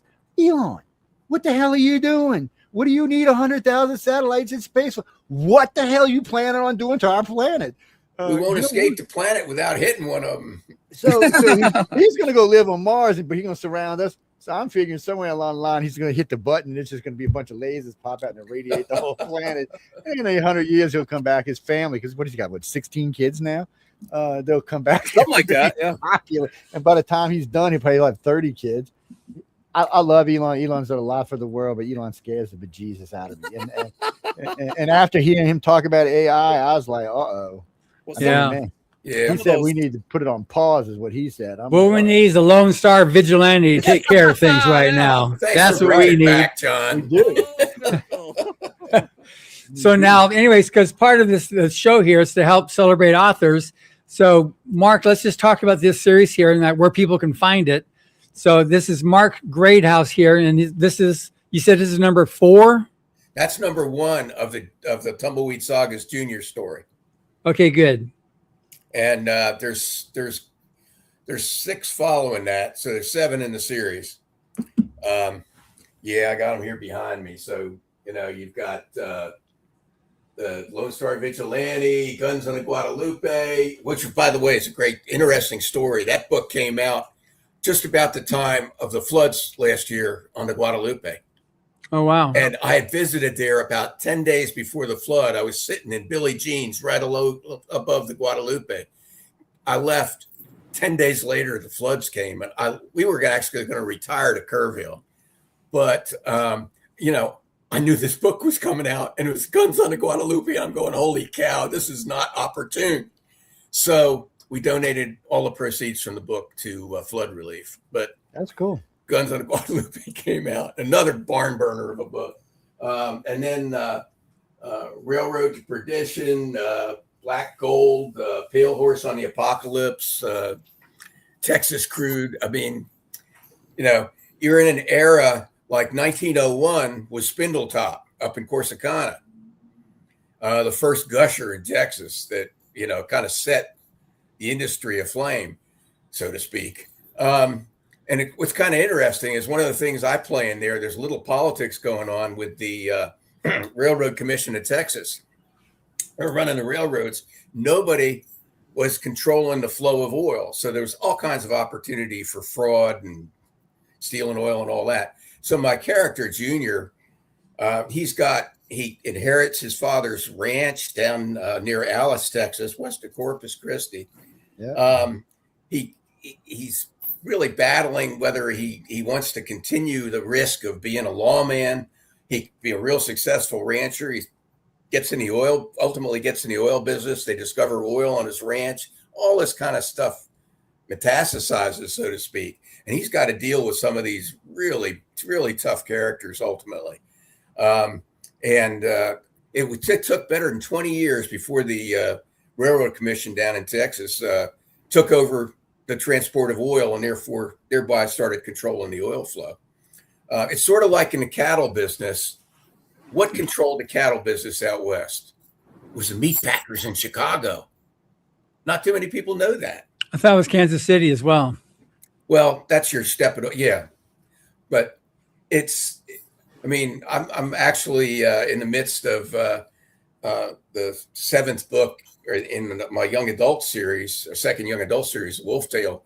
And I'm dealing with the big die-up in 1886, 87, Wyoming, where millions of head in Montana, South Dakota, what have you, millions of head of cattle froze and starved in that horrible winter. And you had all these big, wealthy ranchers up in Cheyenne. They ran the Wyoming Stockbrokers Association, and they're just saw their cattle are dying off. I mean, it was a horrible, horrible, horrible thing. But I found in researching this and getting into it and working into the story, the difference between the Cheyenne Club and these wealthy guys that came from the East and actually from Europe as well to invest in cattle in these vast herds on the open plain.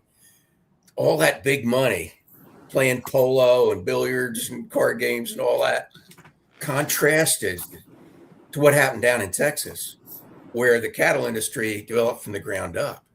It wasn't big Eastern money or anything like that. I mean, it was just Wow. a terrific contrast. That's interesting. Yeah. So just as a quick break now, Joe. So I sent you a bunch of these books here so we could do giveaways today in the show here. So what question do you have for I don't know if listeners? I might want to keep them and read them for a while. They might have to wait. Joe? I'm thinking, come on in, get them in a couple of weeks. They'll still be here. They'll just have Joe, I'm little going to read marks through the on them. screen right now. Give You might have some some buckskin brigade. Yeah. some bent corners or something or like that. Actually, we're gonna cheat is what we're gonna do. So, and about 20 hours? It's 20 till. So about 10 minutes till, guys. I'm gonna open up my iCar email and I'm gonna give the books away because we got 5 of them here. I'm not even gonna ask y'all a question. I'm just gonna give it to the person who's the 11th, 13th, 15th, 17th, and 19th person to hit my email. Yes, but don't do it before 10 minutes till because it doesn't count. Yeah, so don't bother putting me an email right now because I just seen 2 pop in. Just wasting your time. Just wait. I will tell you when. I'll tell you when. About 11 minutes from now, and y'all can get them. And what I'll do is, can y'all see the titles up there? Let's see. You'll have to bring them. Looks If right. they got the 4K 80-inch screens, they can see. Yeah, if you're watching us on TV, you can see the titles. If you're watching us on Facebook or Rumble, probably not, or on YouTube or something, that's probably not. So here, I can put them up close where you can see them. See, I like the ones with the horse because I can act like I'm riding the horse. I like this one. I feel like. So you got that one. Hold, let me show this one again before I get the other one. I think that was the same one. We'll put it up there anyway. See, look how cute. And they're little retro clothes. What is that, like 55? 45, 55? Yeah, those were written in the 1930s, but those are close from the 1800s. And these are all Hubbard's pulps, right? Yes, yeah. There you go. So I know 3 people have already asked for this one, so y'all better get on and chat. You can request it. If I haven't given it away and you request it, I'll give it to you. I'll send it out to you. So just remember, it's best to get in fast if you want it. Particular. Yeah, Six Gun Caballero is about the Gadsden Purge. Each of his different stories, he take a different piece of American history and then build a story around it. So they're really, really fun how he did, but they're like the pulp fiction, like Louis L'Amour, Zane Grey. Zane Grey was before, he started it all. But now, Kellen, you've read a couple of the books. And I think Mark, you read I one. read Buckskin Brigade, yeah. Yeah. So, but anyway, just that it's a different. I mean, that genre of the Western back in the pulp fiction days is different than what you've got right now. The stories now are much more complex than they were back then in the 30s Absolutely. and 40s. But all writing is. But but Kellen, because like I said, you spoke at one of the radio theaters that we did, so any reason why, because these things, this is their 90th anniversary and we've got them on special right now on Amazon, or you can go to Galaxy Press. But your take on the pulp fiction period and Hubbard as a pulp fiction writer. Any comments? Well, I will say my favorite story is the Gila Monster one that actually did the play, the radio presentation of, because of the humor in it. Yeah, Funny, and I will say in that. So a lot of people say, "Oh, well, these stories don't hold up today; they're boring or whatever." Like you say, the writing has changed, so on and so forth. But there are ones that are still good. And in case of Hubbard, that one is great. It's hilarious. It's the humor still sticks with you, and it's got a great ending. It has a great twist of an ending that's fun. And I mean, all the pulp stories. So many started there, right? That's that you could make almost a close to making a living just writing for pulps, and then many of them turn their stories into novels, or they collected, or however it was done.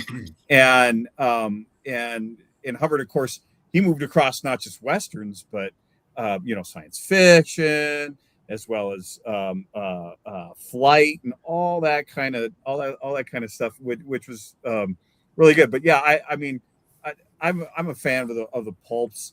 In my other career, I worked in a public library for an archive, and we had a guy come in, and he was a pulp researcher, and he went to what they called PulpCon, which has been kind of taken over by Comic Con, right? But the pulps were first. The pulps and the nickel weeklies and the dime novels predated the comic books that we now know today, which are so popular, right? And that's where I first fell in love with the pulps, is because he would say, "Oh, you got to read this one about these airmen, or you got to read this one about it's a World War I story or whatever." And then, of course, all the westerns too. But yeah, I think I mean, like I say, some of those still really hold up. Some of the stories are really good. They're really unique.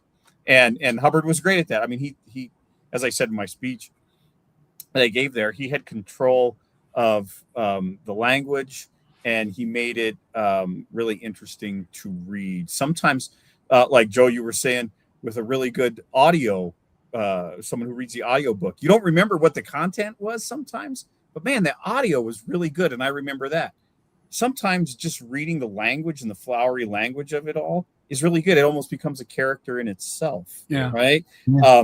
The TV show Deadwood, some of those, just the dialogue between the characters was what was really interesting and fun about it. May have not been the arc of the episode, but the dialogue and the back and forth between the characters, because it's so well written, was what was so fun about it. So, and Hubbard has control of that. Clearly, he was a good writer. I mean, he was, he was in the day when they used to have to separate the wheat from the chaff, right? You had to be a good writer to get out there. We didn't have self-publishing. He had to be good. Well, I was surprised. I had gotten John and them had sent me a pad with all of L. Ron Hubbard's fiction work on it, and I listened to quite a few. I read quite a few and listened to quite a few of the Western stories, but quite a few of the other stories. And I was actually surprised at how well they held up in modern era. I really was. And then John sent me Mission Earth in its full glory. And the satire Mission Earth would fit in today. I mean, you could change a name or two, but I mean, really and truly, it would fit in just as well today as it did when it was written, which is amazing to me. It's amazing for two reasons. One, he was keen enough to be writing a good, solid satire. And two, that our planet has actually still been kind of moving along that same trajectory.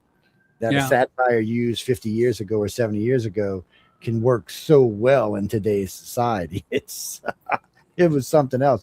But it was a lot of fun to read. And like you were saying, there are parts of that book, the audio is so good in the book, you kind of even lose track of the story because you have now immersed yourself into it with all the audio and voice and everything else. So you're just now have become part of the story, which for me is fabulous because, it works really well for me.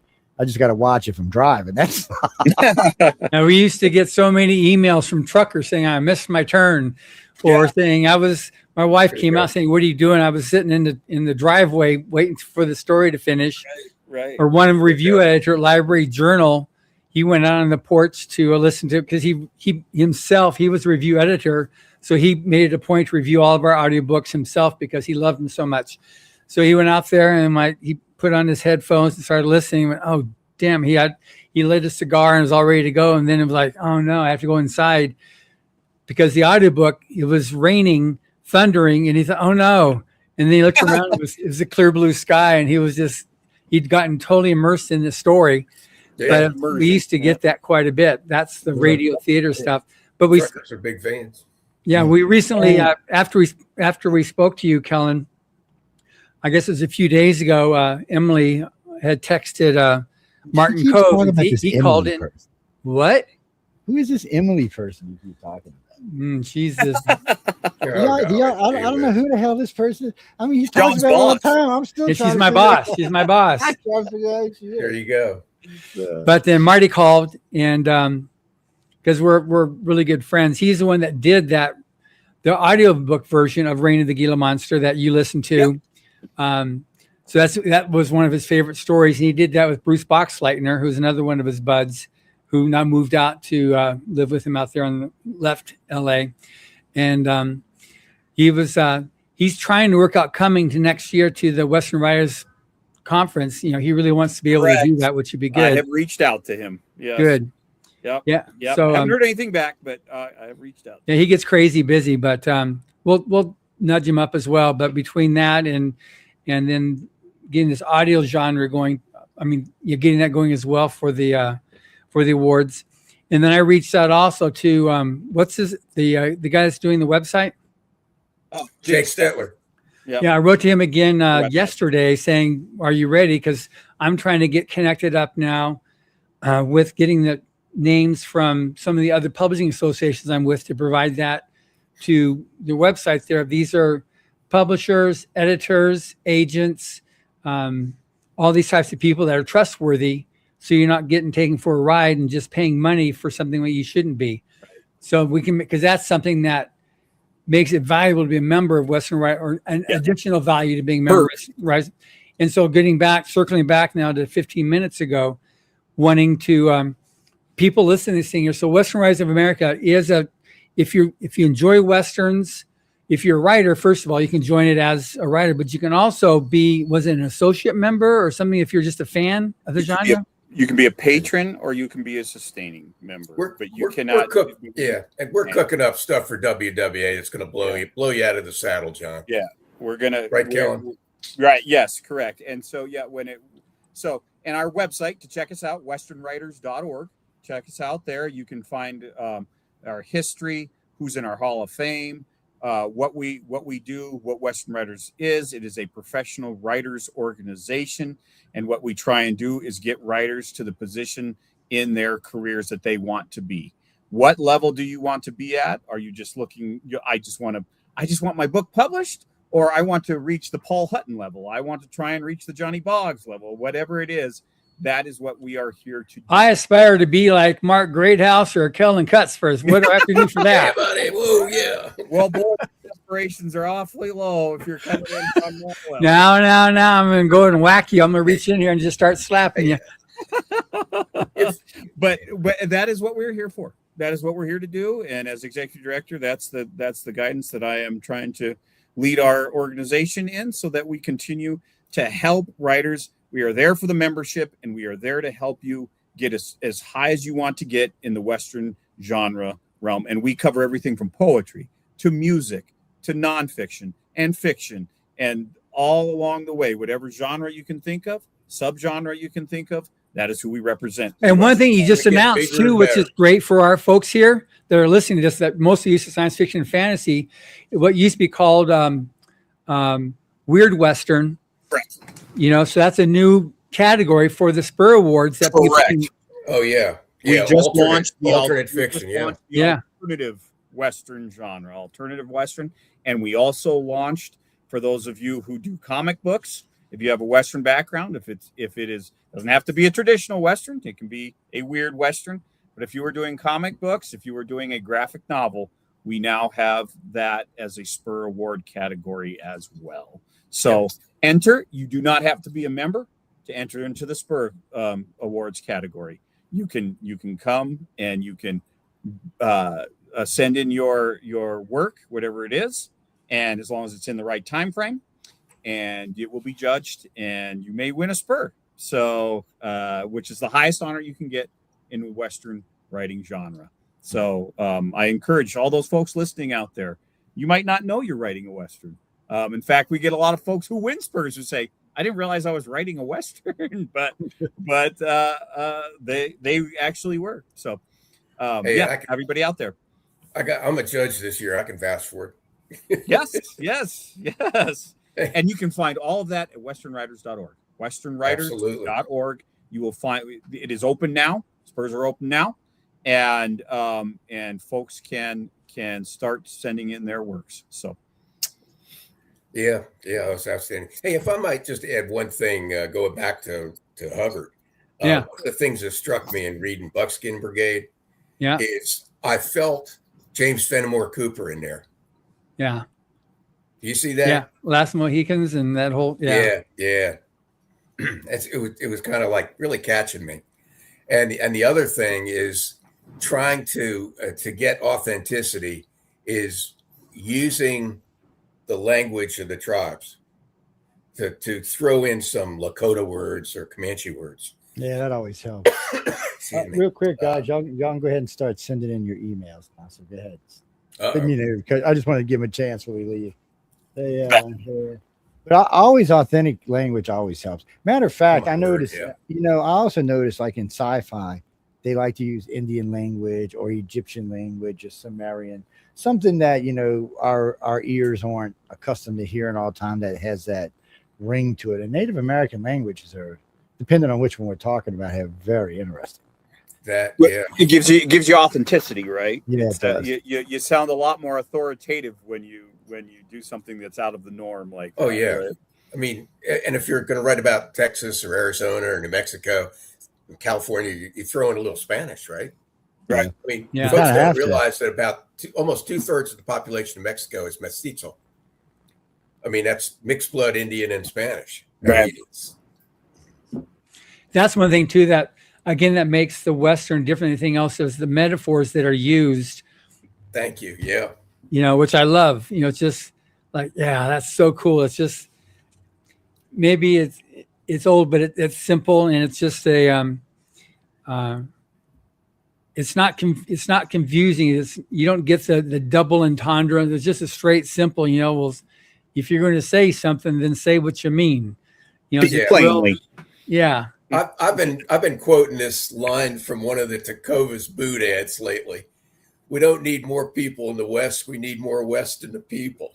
Yeah, that's good. Yeah. I love that line, man. Yeah. And so, like I said, this book here, Don't Squat on Your Spurs, it's really fun. It's, just a simple thing. No matter where you ride to, that's where you are. And when you give a lesson of meanness to a critter or a person, don't be surprised if they learn their lesson. Well, and if you're going to squat on a spur, make absolutely sure it's not one of those California vaquero rowels. Yeah, exactly. Those things are huge.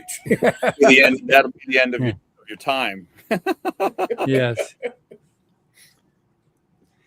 So anyway, so we've got these books that we've been giving away here. So those, you can find them on Amazon.com. We've got them all on special right now too, so you can definitely take advantage of that. This is all part of our celebrating 90 years for the Western, and I'm doing several episodes on the podcast coming up, also celebrating the Western as a very valid source of book writing. You go to a bookstore and you find it's not much given to that in the shelving.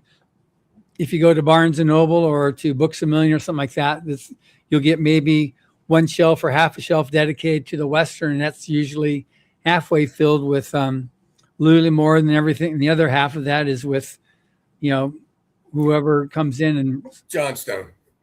There we go. Yeah, Johnstone. We didn't have no one win west of east of the Mississippi River. Everybody was west of the river. How weird. Let's see. First winner was Chad, you were from Phoenix, huh? All right, my hometown, my home country there. It's out there. Stan was next. He's from Houston. Pam was from Austin. Hey, Austin. I've been there. I ain't been there a while. Mike is from Roswell, and Helen's from Austin. 2 from Austin. 3 of y'all from Tech. Man, we y'all cheating out there or something? 3. They got a lot of people. They Yeah, got they a do. lot of people. Them's fighting words there, Joe. You better get Martha warmed up there. I know, Jesus. It's so yeah. So we had Phoenix, Houston, Austin, Roswell. That's Roswell, and Austin. Austin's a nice city. It's a little blue for my taste, but I like Austin. I've been there many times. Got really good barbecue. Yeah, cute girls. Yeah. I like Roswell. Get out of Dodge. I've lectured in Roswell, so I've been there a few times. I was there for their 60th anniversary, which was. Now, did you get beamed down or did you get beamed up? Oh boy. Actually, it was funny. I flew in like the normal people did, but researcher Stan Freeman came flying in his car so fast that he flipped it. This guy's like 78 years old. Flipped his car, got out of his car in the middle of New Mexico and walked to Roswell, New Mexico. He sounds like a real Westerner. Wow. Two broken legs, just trying to walk it I off. was like, and you know what? By trade, he was a nuclear physicist. I was like, Stan, dude, you could have just sat there. Somebody would have picked you up, right? I said, we got these things called cell phones. Oh, well, They don't work out there. You get a little lost. It's true. I was in Stevensville. I went out there for one of the anniversaries, and yeah, they have lack of cell phone power out there. There you go. We also got that nuclear power plant out there. It blocks out every damn thing. Yeah, the isotopes. That's their. There you go. No, I was invited to the baseball team out there. Yeah, I was invited to work press at the all women's UFO conference in Stevensville, Texas. Now, Stevensville, you can't get much more country than Stevensville. I mean, it's basically in just the middle of Texas. I mean, it's Pretty just much. It's just there, and everybody's real nice, and I had a really good time. Everybody fed me real well, and but I noticed after I was there a little while, they were talking about the event, and I'm thinking to myself, and I'm talking to a friend of mine who works for Boeing, the test facility in East California. So we're chatting, and I said, the guy's describing this to me, sweetie. I said, let me play this back and let you hear it. She listens to it. She goes, I'm pretty sure I know what that was. So first thing that was a giveaway is the guy said, it had rivets on the front of it. Well, that kind of rules out anything extraterrestrial. Let's be honest. It's got rivets. It's more than likely ours. And then when she described, when the 3 witnesses described the engines light up to 8 row and the 8 rows go from red to white to blue, I knew exactly what it was. It's a TR3 Aurora is what it was. And sure enough, she verified it. But what bothered me is how many researchers went out there and didn't find this out. How many insisted to me that it was an alien craft. And I'm like, I said, I've got tracking information on it, which means it was an alien. I said, 2, I got witnesses that seen chase planes and rivets. I said, it was ours. I said, just because it's unbelievably fast and strange looking doesn't mean it's not ours.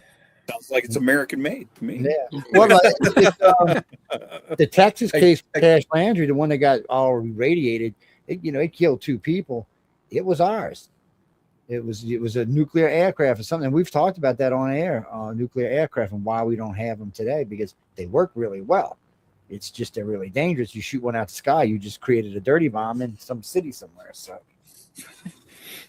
is there something to the fact that SpaceX launches out of South Texas near the Palmito Ranch near Brownsville, where the last battle of the Civil War was won by the Confederacy? Yeah, he's Elon is, Elon.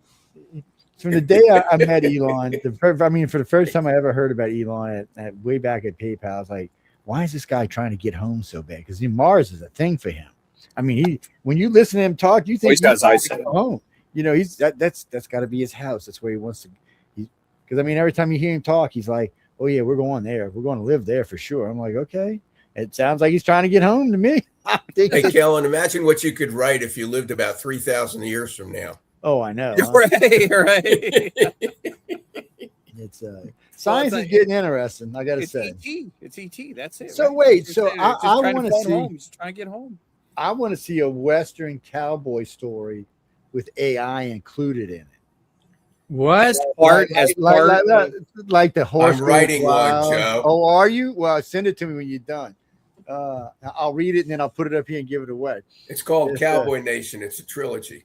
Because I like, well, see, because I've been curious to how we're going to fit this in there. Because I know there's ways to do it. Because I seen a guy wrote a story that there was a stupid story, mind you, about the AI took over the Bronco Bull at Gillies and started throwing people.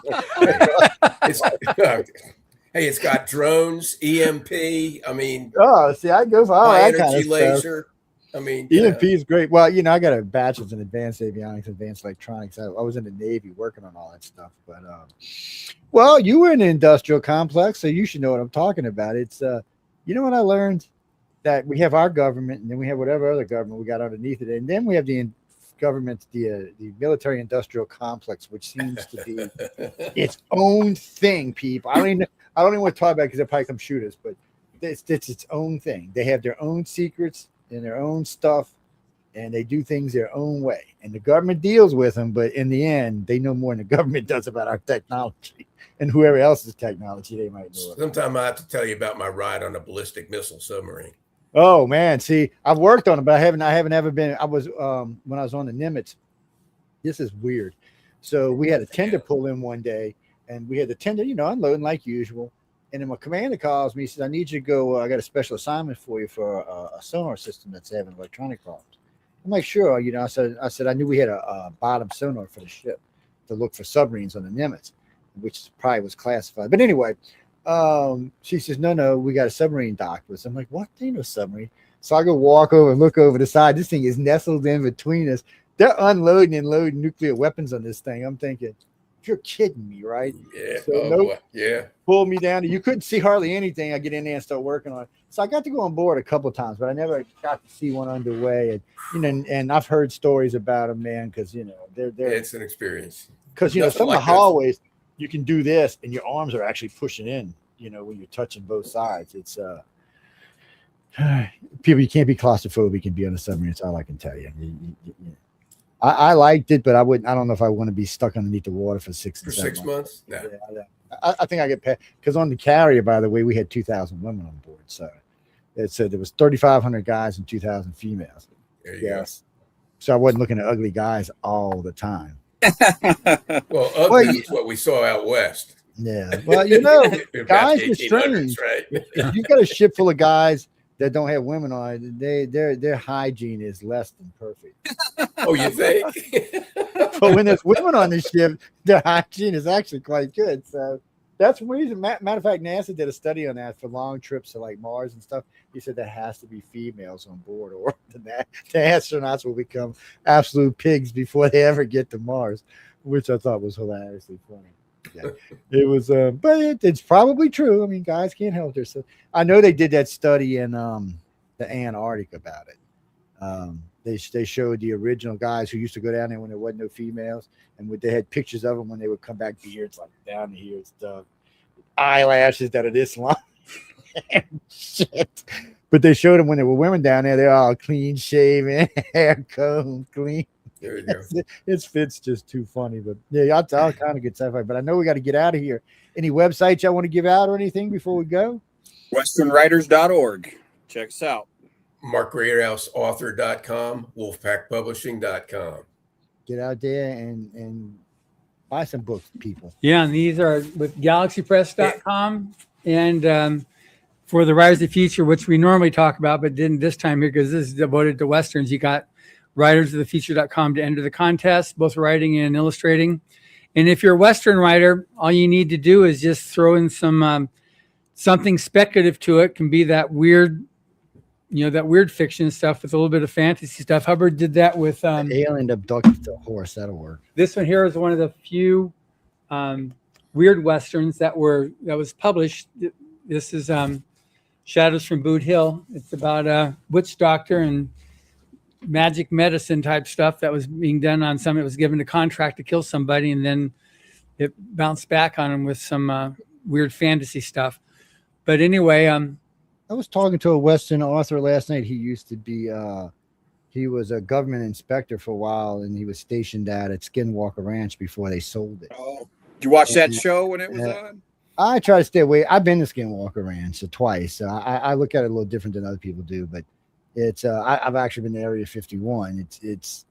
It's hard to explain, but anyway, in his case, he writes all this stuff. He was in the industrial complex as well. He gets out there, he starts writing all this stuff. He swears, and he's got pictures of something following him home from there.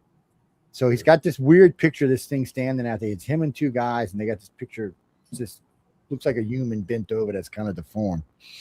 Well, the camera where he lived at his townhouse in DC showed the exact same thing out front of his door, just like leaning against his door. The guy moved out of the country. So did it follow him? He swears it did. I mean, I can only go by what he says. Trying to do an investigation on with two pictures and what somebody says is iffy. But the fact that he packed up everything, sold his business, sold all his stuff, loaded up his wife and two kids, and moved to Europe says something. I mean, he sold he took a loan out on his house so he could leave and then sold it. He said, I wanted out of here so bad. I said, well, it didn't follow to Europe. He said, not that I've known. He said, I'm just thinking I feel sorry for whoever bought my house in DC. I'm like, I don't know what to think about things like that. And I was out there. There's a lot of radiation at Skinwalker Ranch. When you're wearing your little badges, they start turning yellow and stuff after about a day, which means, you've been exposed. I mean, you've been exposed to high dose, but it means you've been exposed. So, hey, all that could cause. We still have stock in 3 Mile Island. Oh, she knows that. First Energy now, but yeah. Well, it's like cattle mutilations. They always crack me up because they drove me crazy with aliens were abducting cows, and I'm like, really? I said, why the hell are they abducting? And finally, I'd say, you know what? I'm going to look into this. Very first thing I learned, every cow that was abducted was insured and brought back. So they would take it, remove these parts, which, by the way, the 6 parts they're removing is where radiation would absorb the first, and they would remove the blood. And then they would put the cow back. And the reason they put the cow back, you can't collect on the insurance if you don't have the corpse. So right off the bat, I'm like, really? The aliens really thought about, okay, we're going to take all this. We're going to go put this cow back where we took it from so the rancher can get his money. Well, let's be honest. How many extraterrestrials would really give a good bleep if we got our money back? Like they may not even have the concept of money. So I'm thinking, well, maybe they had investment in it. So exactly. I started pushing some of my friends in the government. They're like, okay, Joe. He said, I think you already figured this out. Yeah. What they're doing is every place where they've been these cattle mutilations, somewhere within 50 miles, there was a nuclear test done underground. So all they're doing is they're taking these cows, taking their parts, and they're testing for radiation contamination. It's an easy way for the government to do it without getting in trouble because they're testing for nuclear radiation contamination and blame it on the extraterrestrials. And no one ever questions them. People are just like, okay, but there's so many of these mutilations. There were over 500 insurance claims filed. Even the insurance companies were getting aggravated, but they still had to pay them because they had the corpses. They were just missing those. It was all tissues where the radiation would build up the fastest.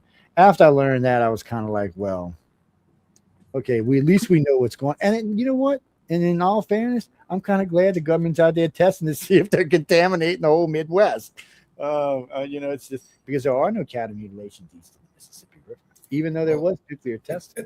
At the risk of bending this back to the West, I got to ask John. So you ever had the rattlesnake appetizer at Rustler's Roost? No, what's that? It's on South Mountain in Phoenix. I know where it is. I'm not familiar with that. Okay, you ever get back there? 2 years when we have the convention in Prescott. Yeah. Wend your way down to Phoenix and check out Rustler. You'll love it. Sawdust on the floors, big longhorn out front in the corral. No, I'm familiar with the place. I'm not familiar with. Is that a drink or is that a? No, it's the appetizer. Oh, okay. Snake. You get to pick your snake. Yeah. I've had my fill of snakes. Doing a lot, just living outside. Just remember one time free climbing up the side of a mountain. I put my hand up on the thing, and all of a sudden I heard the rattle. I went, whoa! I decided I'm going a different direction. Yeah. And a lot of times I gave the path to the rattler, and I walked a wide berth around it so it could just keep its place in the path. I've eaten rattlesnake 4 or 5 times. Actually. Yeah, I dodged a rattlesnake in Montana at Buffalo Jump near Great Falls. Yeah, we don't get the black ones down here. We get the diamondback. Yeah, it kind of tastes like chicken. Kind of scallopy chicken. Yeah. They taste more fishy than chicky. That's what No, that's just old anything else. What's it taste like? It tastes kind of like chicken. I had a rattlesnake head for a while in a jar that my buddy's grandmother, who was out hoeing in in her garden, cut the head off of. Oh, wow. He got the rattle. She gave me the head. So. The diamondback's hide down here sells $350 a foot. It's, I mean, snakeskin boots are still. Well, I actually. I got a cousin down in Texas. He's got a little 38 he carries around. Doesn't even have a sight on it, but he says at least once a week he's blowing the head off a rattler. With that thing. Oh yeah. Yeah, Joe keeps his 45. Yeah, I keep. Look, people ask me all the time, why you carry a gun? Well, mostly when I'm in the woods, I'm not really carrying a gun for the animals because most animals I know how to stay away from, or they'll stay away. Oh yeah. Occasionally, you might need to shoot a snake or something, or I like to have one of those. I like to get a stick with a little fork on the end of it. I live in the swamps, so it's just moccasins. Oh. And I don't always want to kill them because they eat rats and stuff. So, I'll let them slide. But what's funny is the alligators don't think that. The alligators look at you. I was a kid, there was a lot of alligators, and all of a sudden there was no alligators. Now they're out sunning on the beaches now, 14-footers just chilling, hanging out like, hey, I live here too. I'm like, yeah, you're gonna get shot. You don't get out of here. And I noticed in this country now, in Texas, has got it worse than anybody. Hogs and deer are out of control. Hey, every year, my cousin on that ranch, he does a hunt. In fact, I'll be going out there in December. Bring some veterans in, and they hunt on his ranch. They'll bring in a dozen deer and about the same number of feral hogs. Hogs, yeah. And especially great if you can get a pregnant hog. Yeah. Well, now Texas, like Mississippi, has bounties now, so you can go out and actually make some money on them. Yeah. And they're out of control, and that's in Mississippi. It's simply because the amount of people getting hunting license versus what they see. I hunted as a kid. And I fish. My son fishes, but he don't hunt. He doesn't. He's not in the hunt. Same here. Yeah. And and a lot of them aren't. And when you live in places like Louisiana, Mississippi, and Texas, and your kids aren't in the hunt, and the world is changing. When I was a kid, well, in high school, we would get the first day of hunting season off. That was our one. Oh yeah, they do that here. We got that off. Yeah. We'd get it off. But now in Colorado, most people are going for a deer or something like that, or you're going out for maybe an antelope or something like that. But yeah, I'm here near Gettysburg, and first day of hunting season, the schools are out. Yeah. Yep, we were closed. We drove in. Last 2 times I drove up to Utah, we drove to New Mexico and Colorado, and the Indian reservations was ridiculous. We come up, it's 2:00 in the morning. We come up the side of this hill, going up on the top of this mountain, and I start seeing deer, and it starts getting foggy, so I start slowing down. We get to the top. There are so many deer up and down the highway, all across the top of the mountain. I'm thinking, Jesus, I could kill 15 of them here before they even move. Oh yeah. And then, they're just standing. And now I've seen them run in herds in the Atchafalaya Basin, but these amounts today are insane. This has got to be like old world. Yeah, almost, especially when you're on the mountain roads. Yeah. Everywhere you go, you'll have a deer crossing. Well, they got signs for them. Coming through. I made my co-driver count rabbits on the way. He counted 310 dead rabbits, over 500 rabbits just running across the highway. Some of these places are really rural and nobody's out there hunting anymore. See, it used to be everything around here was rural, but everybody hunted. So the animals, stayed down. Now the squirrels think, oh, let me go eat everything in your yard. No, get out of my yard. I don't like squirrels. Squirrels are worse than rats, man. Oh, yeah. Squirrels are worse. They're destructive little shits. So but anyway, you've got like 14 minutes to your next show, Joe. I know we got to get out of here, guys. Thanks for this was a fun show today. That was great. Thank you both so much. Yeah, we went all over the place. Yeah, well, that's a good thing. That's how it should be. Yeah, so you had about 4.5 million people listening to you today in 170 countries or so. We had 4,432,407 Wow. as well. I just polled this about 5 minutes ago, actually. 4,432,000. Yeah, 4,432,403. So everybody who got these books, they will mail out Monday morning. Since y'all are all in the continental U.S., you'll probably get them pretty quick, usually a day or two. So y'all will have them in there. Let us know what you think. Yeah, read them. Well, Yeah, and share your review when you get it. That very much appreciate that. Yeah, send a review in. You can send it to Galaxy Press. You can send it to me. I'll send it to them. It doesn't really matter, but send it in. Let me know what you think. Well, Yeah. if you read through these books, you're going to find that a lot of stuff in them is relevant for the day. No, Dean, that was it. That's all of them. We gave all these away. Do I have anything up here I can give y'all? I do have Into the Stars, which is really not topic orientated for the night. You know what? Call in later on in the next show, and I'll give you that one. How's that? Yeah, it's really a whole different author. It's a whole different topic. Yeah. And then I'll reach out to you, Mark, in a couple of weeks when I finish this, so I can then schedule for our interview then for the podcast. So, I'll look forward to that, John. So for you two, anytime you got anything new, you want to come out, give me a call or give Carmen a call, and I'll get you on the show, or send them to me and I'll put them up here. But if you're advertising for like particular groups or sponsorship, we do that. We'll bring you on the show and let you just talk about whatever the event is. And then usually I'll have them send me something, a small banner, like you can see that picture we got up there. That's something we're giving away too. But sometimes there'll be banners up there, or there'll be banners right here that people can see. Like my good Patty over here from the Wolf Pack, Howling Good Story. That book stays up there. I've given every one away you sent me except for that one. And but they stay for a long time, and then people get to see the title. Are those all your books there, Mark? I'm afraid not. There's a ton of Louis L'Amour, I can tell you that. There's just about everybody there. No, Joe, I will about absolutely, 3 dozen. Joe, I will absolutely reach out to you when it is time for the Western Writers of America convention coming up next year. That will be our big event, and we will be looking for sponsorships there. Yeah. So absolutely. Good. We're always advertising for somebody. Might as well take advantage of it. And John knows I like to advertise. So, but stuff like that, we love getting involved with. So you're like me. At one time we had over 5,000 books. Katrina cost us about 2,500 of them. And now we're back up to, if you take this room and the other two, 33, 34. We'll get to 4,000. We'll open up a Linden library again. Wow.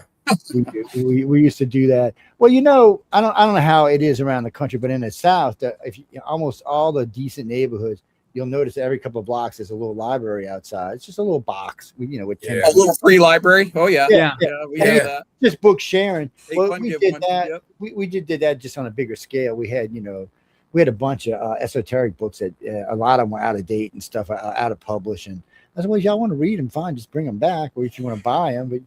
And some of them were autographs. I didn't want to sell them. But when Katrina came, it didn't really do that much damage to my place. It only put about 6 inches of water in.